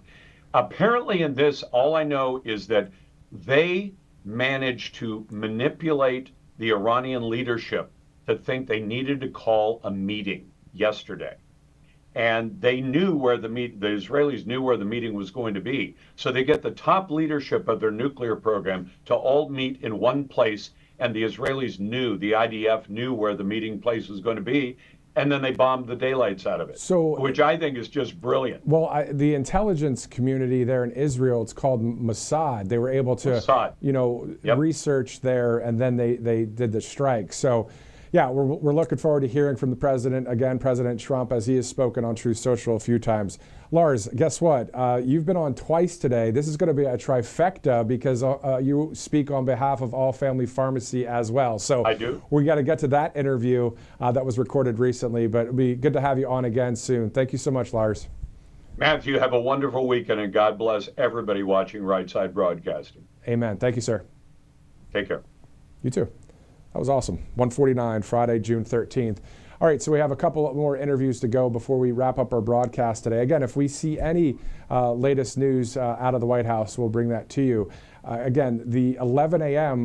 Was the public schedule for the president that he was going to have a National Security Council meeting there at the Situation Room at the White House. As of right now, the last post from the president has been about 6 hours from now. So we'll see as we monitor any developments. Also, you can always check out X, Truth Social, our website, our app, and anywhere you watch Right Side for any latest news as well. So let's go to our next sponsor real quick here at 1:50 Friday, June 13th, Colonial Metals Group, freegoldguide.com/RSBN. So you're looking at gold and silver as a backup to the dollar and protecting your IRA or 401k with gold there, tax-free, 100% tax-free. And the BRICS nations, Brazil, Russia, India, China, South Africa, they like to use their own currencies instead of our dollar. Well, regardless of what's going on there, we know that we want to see Maganomics increase in this country, inflation go down, jobs go up. The big, beautiful bill passes, that means lower taxes. Still, all of this financial headache happening, hopefully we continue to do better, but still having gold and silver is a backup plan, always good too. So freegoldguide.com/RSBN. Also, let's shift over to mypillow.com/RSBN. The exclusive special you see right there. All you have to do is purchase any product on mypillow.com. There's more than 2,000 products. You can get that free pillow right there. With God, all things are possible. Free pillow. That's pretty cool stuff. And isn't that the truth? With God, all things are possible. Amen to that. mypillow.com/RSBN. All right, let's go to that Lars Larson interview with All Family Pharmacy. Great host out there on the West Coast. Great product in All Family Pharmacy. Take a look. Now is Lars Larson of the Lars Larson Show on behalf of All Family Pharmacy. Sir, thank you so much for joining us on Right Side. I'm glad to do it, and there's a lot going on these days, isn't there? Oh, there's so much news in this 24/7 news cycle. Let's tackle a few of those things in just a minute. But first, what is that drew you to All Family Pharmacy even in the first place? I got to tell you something. I have to take maintenance meds when you get to be my age. I know you're a kid, but when you get to be my age, you got to take a few metformin and things like that. And it really makes it very, very convenient. And of course, there was a time 5 years ago where I was looking for any source for ivermectin or hydroxychloroquine. And simply, I had doctors telling me, I can't write you a script for it, and the pharmacy won't fill it anyway because the government has taken your right away. All Family Pharmacy, I'm proud that they push back on that and say, you have a right to go out and seek medical care. And what's crazy about it is it used to be that medicine was constantly saying, well, get a second opinion, get a third opinion. And yet now what we have is sort of this top down, whatever the government says, that's what you're going to do. Except that now 5 years later, we all have the experience of saying, well, they were wrong about all that, weren't they? Exactly. And so when you look at like healthcare and giant corporations still having a lot of that power, how important is it really to have a place like All Family Pharmacy? I know you just said about getting the specific medications, but really, they're independent. They're not taking orders from DC. They're not taking orders from Wall Street. Pretty cool stuff. It is very cool stuff, and it's really what I admire most about America, and that is that you've got freedoms in America. They're God-given freedoms protected by the Constitution, but they're not a grant from the Constitution. You have those freedoms, and it always worries me when the government steps in and says, yeah, we're going to trade a little bit of your freedom for more security. Franklin warned us about that a long, long time ago, said don't make that trade. It's a bad deal in the long run. Yeah, that's what it seems like the pharmacy is doing. All family pharmacies, they're actually putting the power back into the hands of the people to say, hey, okay, if I want that, I can get that. And that's in the face of any doctors or pharmacists that say, ivermectin's not for this, but you can get it through all family pharmacy. That's pretty awesome stuff. I literally, my wife was with my sister-in-law, and she was seeing a doctor a couple of years ago, and she asked about ivermectin. And this doctor, or it might have been a PA, literally turned to her as a customer, a patient, who no longer get treated like patients anymore, and said, why? Are you a horse?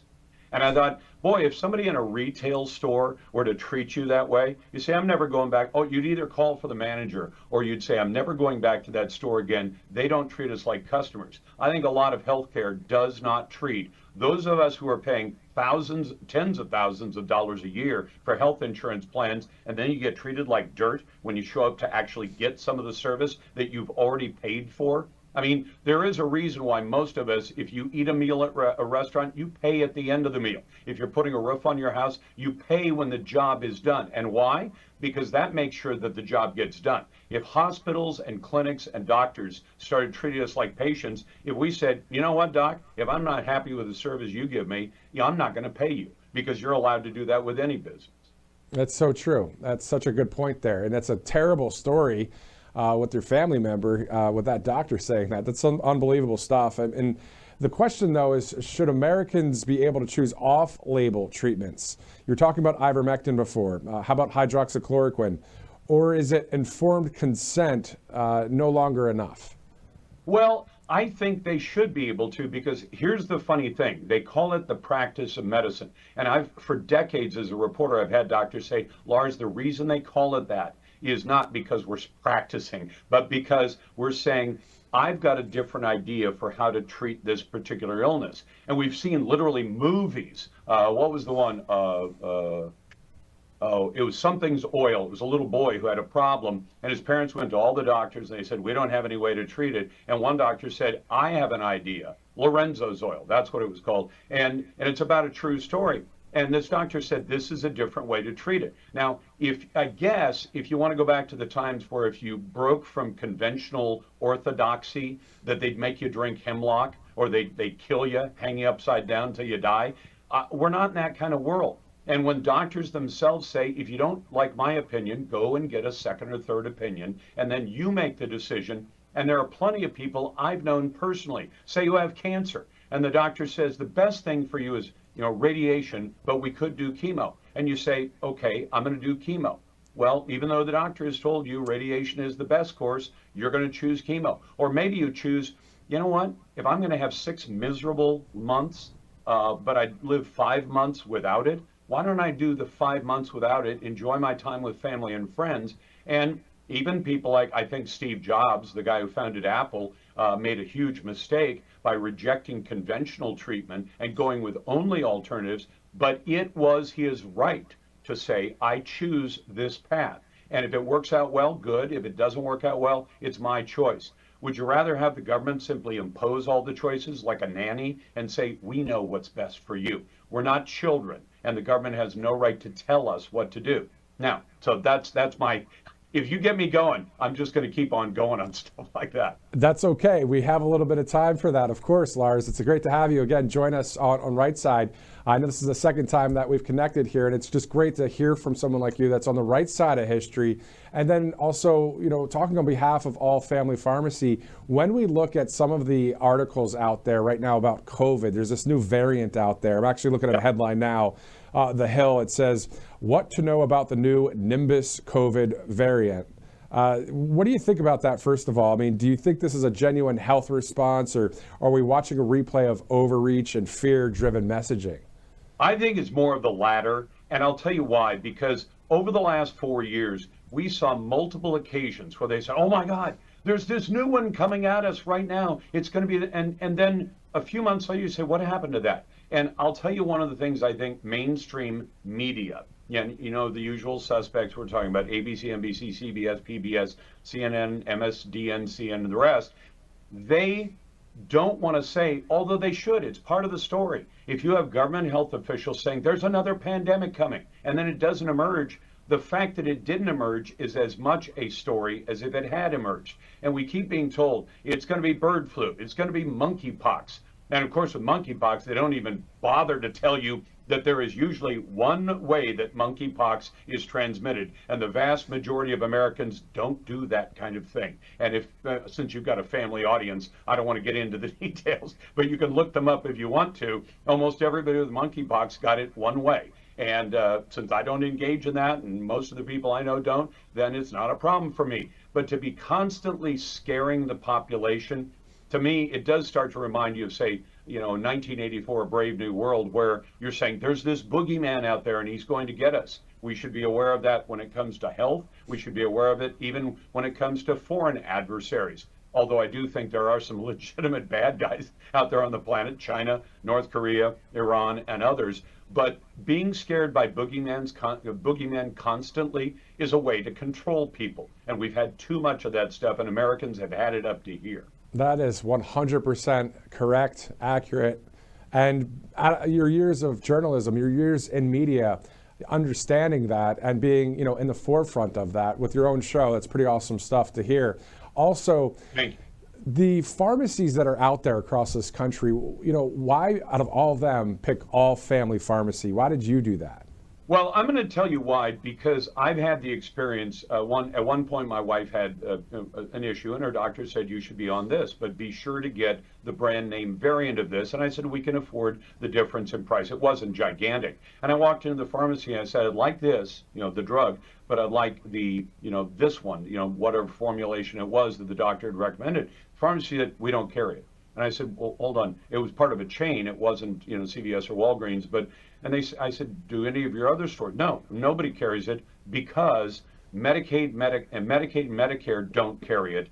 So therefore, we don't carry it because we don't have any need for it. We wouldn't be filling the prescription and it would age out on the shelf. And you think, hold on, my choices are now being limited because government tells the pharmacies, the big chains of pharmacies, these are the things we're going to cover. And if the government decides not to cover it, then there's no reason for the pharmacy to stock it. Well, then that's taken choice away from me. So if I go to any of the conventional pharmacies, that's what they do. All Family is different. It is. I mean, you see it with allfamilypharmacy.com/RSBN here. Right now, there's this sale, it looks like, until the end of this month, 20% off. So it's great to see it. Lars Larson of The Lars Larson Show, thanks for speaking on behalf of All Family Pharmacy. Any last couple things you want to just say to the I American could say people? allfamilypharmacy.com/Lars. There you go. Perfect. Both of them. Good stuff. Lars Larson, thank you so much for joining us again here on Right Side. It's a pleasure to be with you. Thank you, sir. So there you go. Of course, a recorded interview from just yesterday with Lars Larson. It was great to talk with him a lot today, and it's 2:01 Eastern Time. All of it brought to you by that sponsor, allfamilypharmacy.com/RSBN. President Trump, of course, just recently signed that new executive order lowering prescription drug prices, but this company here, this pharmacy, they're not waiting around. They already dropped it by 20%. That goes into the end of the month. So RSBN20 is the promo code. They offer more than 200 essential medications, hydroxychloroquine, ivermectin, methylene blue, and others, antibiotics, all sorts of great medications for you that, you know, at the end of the day, not having to have insurance and no waiting room, just fast, reliable access to the medications every household should have stocked anyway. So All Family Pharmacy works with licensed doctors in all 50 states. They ship directly to your door.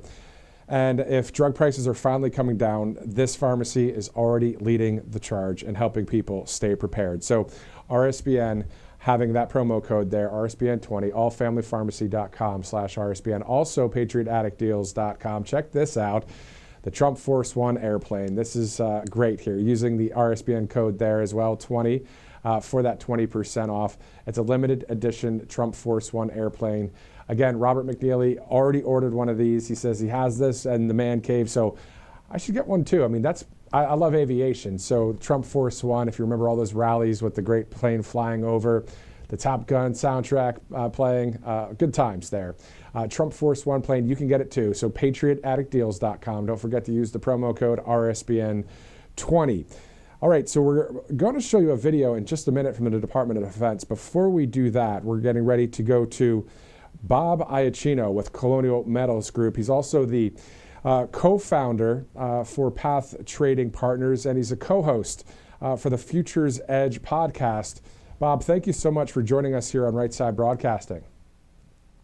Yeah, it's good to see you, Matthew. How are you? I'm great. It's Friday. A lot of news going on. Looking forward to tomorrow's 250th celebration. Your thoughts about just the fact that we have President Trump, celebrating the U.S. Army tomorrow? I think that's fantastic. The support this president gives to the military in general and to the ground forces specifically, which is what the majority of the Army is, it's just heartwarming to see that. You hated to see what's been going on with our military, especially our veterans, but also the sort of makeup of the general troops. We don't need to go into the details. You know what they are. It's just really nice to see this sort of military-focused type of administration again, because we all owe them a debt, past veterans, current people serving, whether they saw combat or not. They should always be near and dear to our hearts. 100%. I agree with you. When we look at things going on in our country and around the world, you're looking at the LA so-called protests that turned into riots, of course, and the Israeli-Iranian situation. There's just so much going on right now. When it comes to Colonial Metals Group, having a hedge against the market volatility, can you talk to us just about how people can be anchored in with something like gold and silver? Well, when we saw what happened between Israel and Iran, and I won't go into detail because things are changing so quickly, I don't even know what happened 5 minutes ago. But when we saw that, I kept turning to my family and to friends in my neighborhood and saying, this is why you need gold. This is exactly why you need gold. These things flare up in areas where the U.S. doesn't really have control over it. And you can go as far as our border is to say that some of these things all affect your wealth. When you have a situation with a country like Iran, who not only controls about 10% of the global oil supply, but also controls the Strait of Hormuz, which is not just oil that goes through there. There's quite a bit of commerce that affects that part of the world, and then by default, through domino effect, affects the rest of the world. We're not going to have a big supply chain crisis like we did with COVID, but we could have an energy shock that pushes inflation higher again. This is why I'm always pointing to gold as the one thing you can do to protect your wealth and sleep at night, the wealth you've made that you want to put aside for your family, for your descendants, and that you actually want to make sure is whole. You look at gold over the last 2 years, up 80%. Over the last 5 years, 92%. Over the last 10 years, 183%. I've had financial advisors say to me, well, gold doesn't really do anything. It doesn't produce anything. It doesn't have a yield that you get paid on. Gold is actually legal tender here in Florida, where I'm speaking to you now, thanks to the legislation that was just passed. And when you look at those performance numbers that I just gave you, people who are not adding gold to their portfolio or not calling Colonial Metals and saying, hey, can you help me switch over to a self-directed IRA so that I can actually add gold and be protected? I'm not quite sure what they're thinking, to be honest. Yeah, I mean, when I look at it, I looked on the website yesterday. I was doing a little bit more research on it, and I saw that you could preserve your purchasing power, protect your life's work, tangible security you own and control, the benefits of owning a gold IRA and all that. Can you explain some of what I just said there? Because I'm not an economist. I'll be honest about that one. Well, I'm a strategist, not an economist, but I think strategists, because we've actually put our money on the line over our careers, are better than economists. Here's what I'll tell you about it. The dollar itself might look good against the euro. It might look good against the yen, but we live in the real world, Matthew, and we're looking at the dollar having lost 26% of its purchasing power just since 2020. And that doesn't really include inflation. A lot of people think that's the same thing, and it's not. When the government prints money and it doesn't result in higher prices, which happened for 10 of the last 15 years, with President Trump in office as well, they were still just finishing that money printing, that building of the supply of dollars that are out there. And just like anything else, when there's a larger supply, the value of that thing, whatever it is, goes down. The devaluation of your dollar means that in 2020, let's call it prior to COVID, let's go 2019, when you went out and bought a washing machine, if you go to buy one now, it's 26% more, and then add inflation on top of that, because your dollar actually loses value. And what gold does is it protects the value of that dollar, because gold rallying on a weaker dollar or a devalued dollar is not a bug. It's a feature of having gold in your 401k and in your IRA. And you can only do that in a self-directed 401k and a self-directed IRA, because the people who are charging you fees are not going to do that for you. The people who are charging you quarterly fees on rebalancing your assets, they're not going to do that for you. Only a place like Colonial Metals will. So that's why I represent them. That's why I enjoy being on these kinds of interviews and talking about gold. Well, if we break it down to dollars and cents, if someone is watching this and they say, well, I only have $100 in my savings, or if somebody's watching and they say, I've got $20,000 in my savings, what kind of numbers are we talking about here that we really should start looking over toward Colonial Metals Group? Well, it's a real simple thing. If you only had $100, in 2019, you had 125. Now, I understand it's not the amount of dollars in your hand, but that's what I mean about the value of the dollar. It actually decreased by 26%. So let's make it more 126 rather than 125. So if you have small amounts, silver is only trading somewhere in this $26, $27 an ounce range. Silver is another way to protect yourself. And silver has a second benefit in that it's also an industrial metal. So if the economy starts to pick up and gold starts to taper off in terms of the gains that it's had, silver will benefit from that. So you're not talking about just gold. You're not talking about something where you're just depending on the price of the asset to appreciate. Silver and gold protect their own value just by way of them having 5,000 years of history. The first coins were minted in Turkey in 700 BC. We're talking BC. Wow. That's how long gold has been valuable, and you just can't break a track record like that. So the next step for people, if they're interested right now, is going to the website, right? freegoldguide.com, getting the info kit, and then making a phone call to you as well, or just researching online and getting that info kit, right? Yeah, I think you should call. That's just my own personal opinion, because part of the reason that I chose Colonial Metals Group to work with is who they are. I mean, I've been doing this for 32 years, almost 32 years now. It's going to be 32 years in September. And when I've been around every type of market watcher, trader, investor, investment advisor. I've run a hedge fund. I've been around all of them, and not a lot of them are kind and empathetic and are all about educating you, and CMG is. And that's what I really liked about them. You can place a phone call to them, or you can use the link to get some information and then place a phone call with a little bit of education on your own. They'll take that next step for you. They'll take you to that next point, and you won't be pressured. They'll explain it to you, and they'll say, well, whatever decision you make now, we'll honor. But I think the case for it is almost unavoidable, that you have to have some gold and some form of precious metals in your IRA, self-directed, of course. That sounds like a plan. I mean, a lot of people are listening and understanding it. That makes sense right there. Bob Iacchino with Colonial Metals Group, also the co-founder of Path Trading Partners and co-host of the Futures Edge podcast. Bob, thank you again for joining us on Right Side. We look forward to seeing you again soon. It's good to see you, man. Good to be here. You too, Bob. Thank you, sir. All right, 2/11, Friday, June 13th. Great to hear from Bob Iacchino with Colonial Metals Group. They're really breaking down some of the specifics about Colonial Metals Group. So we talk about it a lot here at the network. Of course, freegoldguide.com/RSBN is the place to go. All right, so it's 2:11. We have one more video to play. If we do hear anything from the White House when it comes to this meeting of the National Security Council, we'll deliver that information if it happens in the next couple minutes or if it happens in hours from now.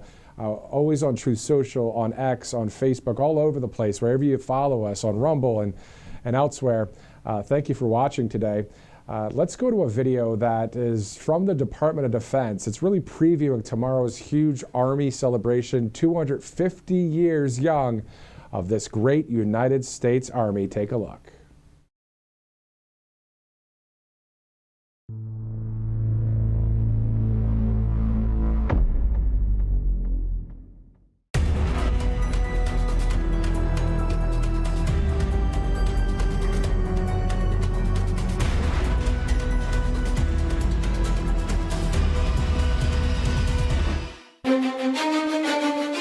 250 years, the U.S. Army has defended its people, land, and the American way of life.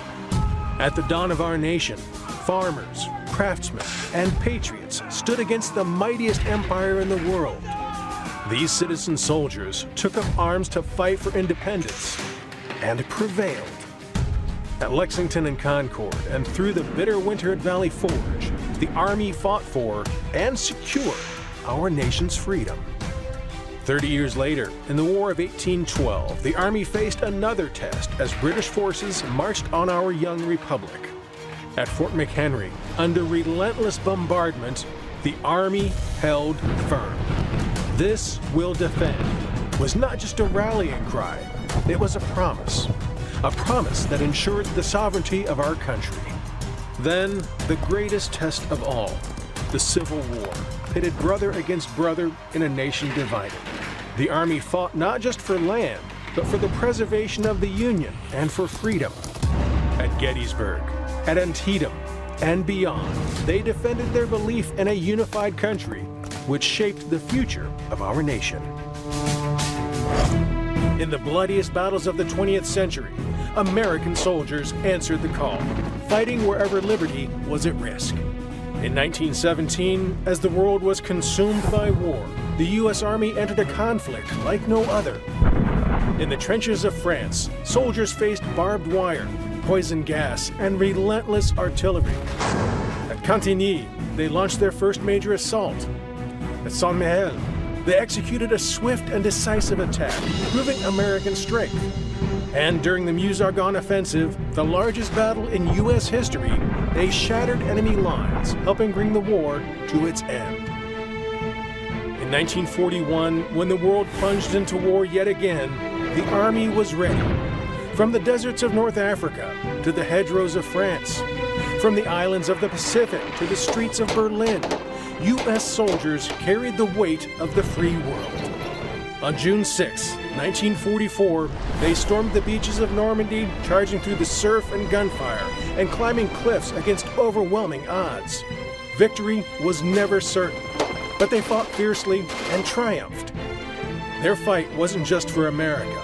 It was for millions silenced by tyranny. 5 years after World War II, another struggle for freedom erupted.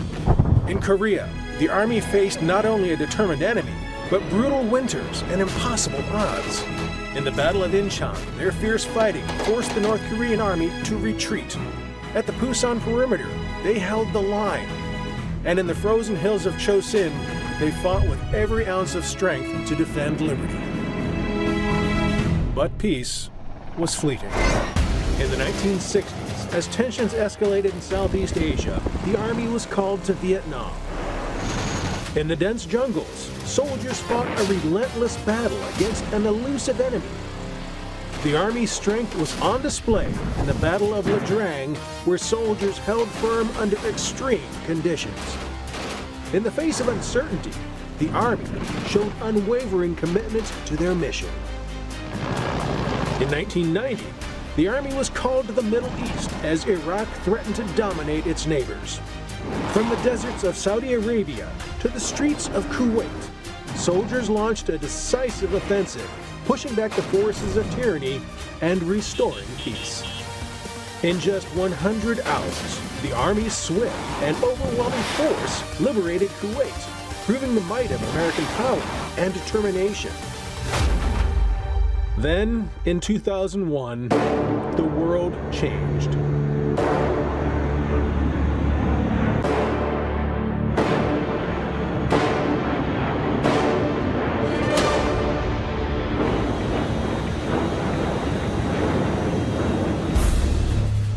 The attacks on September 11th set in motion a new era of conflict. The U.S. Army stood at the forefront of the global war on terrorism, fighting in Afghanistan and Iraq. In the mountains of Tora Bora, soldiers pursued those responsible for the attacks.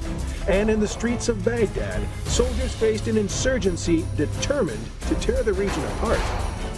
Their commitment never wavered as soldiers confronted each new trial, ensuring the security of America and its allies in a world that had been forever altered.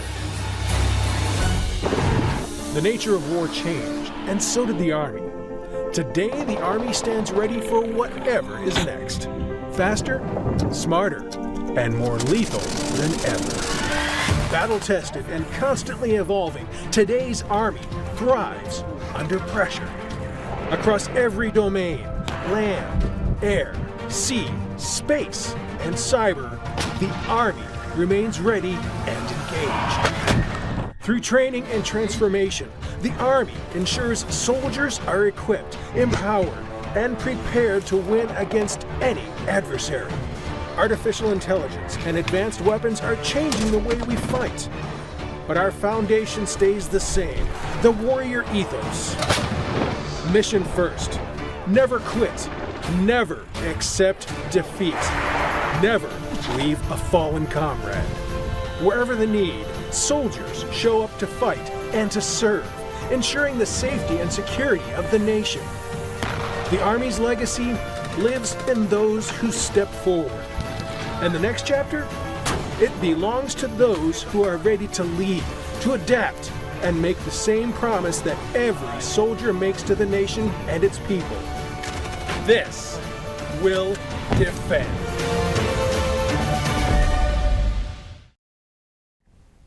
Tomorrow, 250 years celebrating the anniversary of the United States Army. You can catch it all right here on Right Side Broadcasting Network. All of this brought to you by a number of great sponsors. We want to thank All Family Pharmacy, allfamilypharmacy.com/RSBN. We also want to thank Colonial Metals Group, freegoldguy.com/RSBN. And speaking of our network, if you'd like to donate to us, all you have to do is text RSBN to 801-801. So just text RSBN to 801-801. The latest from the Israeli Defense Forces, the IDF, on X, literally 6 minutes ago. The post reads, all of Israel is under fire as Iran fires projectiles. 6 minutes ago from the IDF's X page. 3 million followers on it right here. So yeah, a lot of news going on internationally. That's why the president is meeting with the National Security Council there at the White House. Stay with us for the latest information as we will be posting on X or Truth Social, our website, all over the place whenever we hear anything from the president, but also, of course, President Trump on Truth Social when he posts any details maybe from today's meeting. We'll see what happens. It's 2:20 Eastern. We've been with you since 12 in the afternoon. Thanks so much for streaming with us. If you're just joining us right now, go ahead and just scrub back and check out some of the coverage or watch on replay. If you're watching on replay right now, thanks so much for doing so. For those of you watching live from around the country and in some places around the world, for all of us at Right Side Broadcasting Network, and a shout out to our crew behind the scenes, being able to put together everything that you see that's going on. I'm Matthew Alvarez. We'll see you tomorrow for 250th anniversary for the United States Army.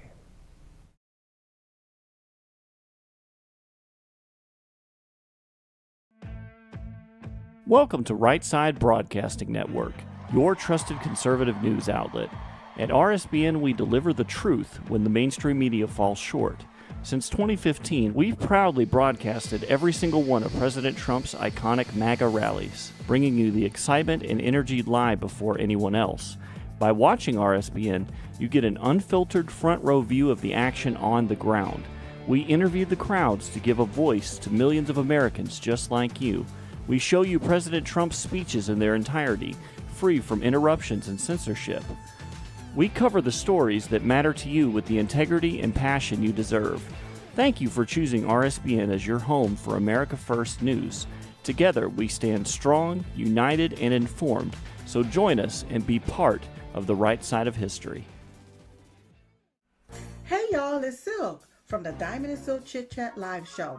Look, don't forget to check me out right here on RSBN Network. Be sure to watch the show on Right Side Broadcasting Network, and I want you to support Right Side Broadcasting Network. Yes, it's imperative that you do so, okay? I look to see y'all soon. Bye-bye. You've heard how hard it can be to get access to medications like ivermectin, all the things they don't want you to take because they're actually effective and they don't cost all that much, right? You've seen that one before. So it's critical to have something like that on hand for any emergency and to be prepared in a time of crisis. And that's why I want to tell you about All Family Pharmacy. They're cutting through the nonsense and they make it easy to get hard to find medications when you need them most. They'll provide the prescription, no hoops to jump through, no waiting room, no hassle, and they deliver it right to your door. All Family Pharma even lets you order in bulk so you can stay ahead of the curve. Head over to allfamilypharmacy.com for 10% off your first order. Again, allfamilypharmacy.com. It's simple. Get the 10% savings. Be prepared.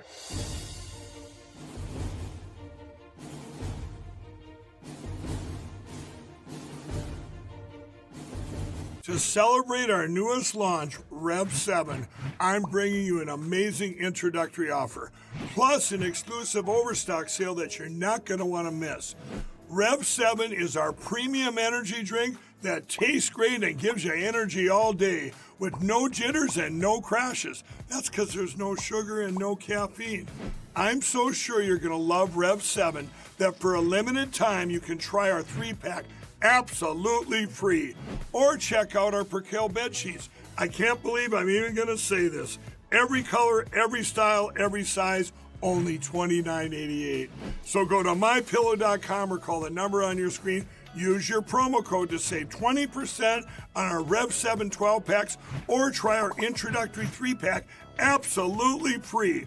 And our Percale bed sheets, all sizes only $29.88, even the queens and kings. Inventory is extremely limited, so order now.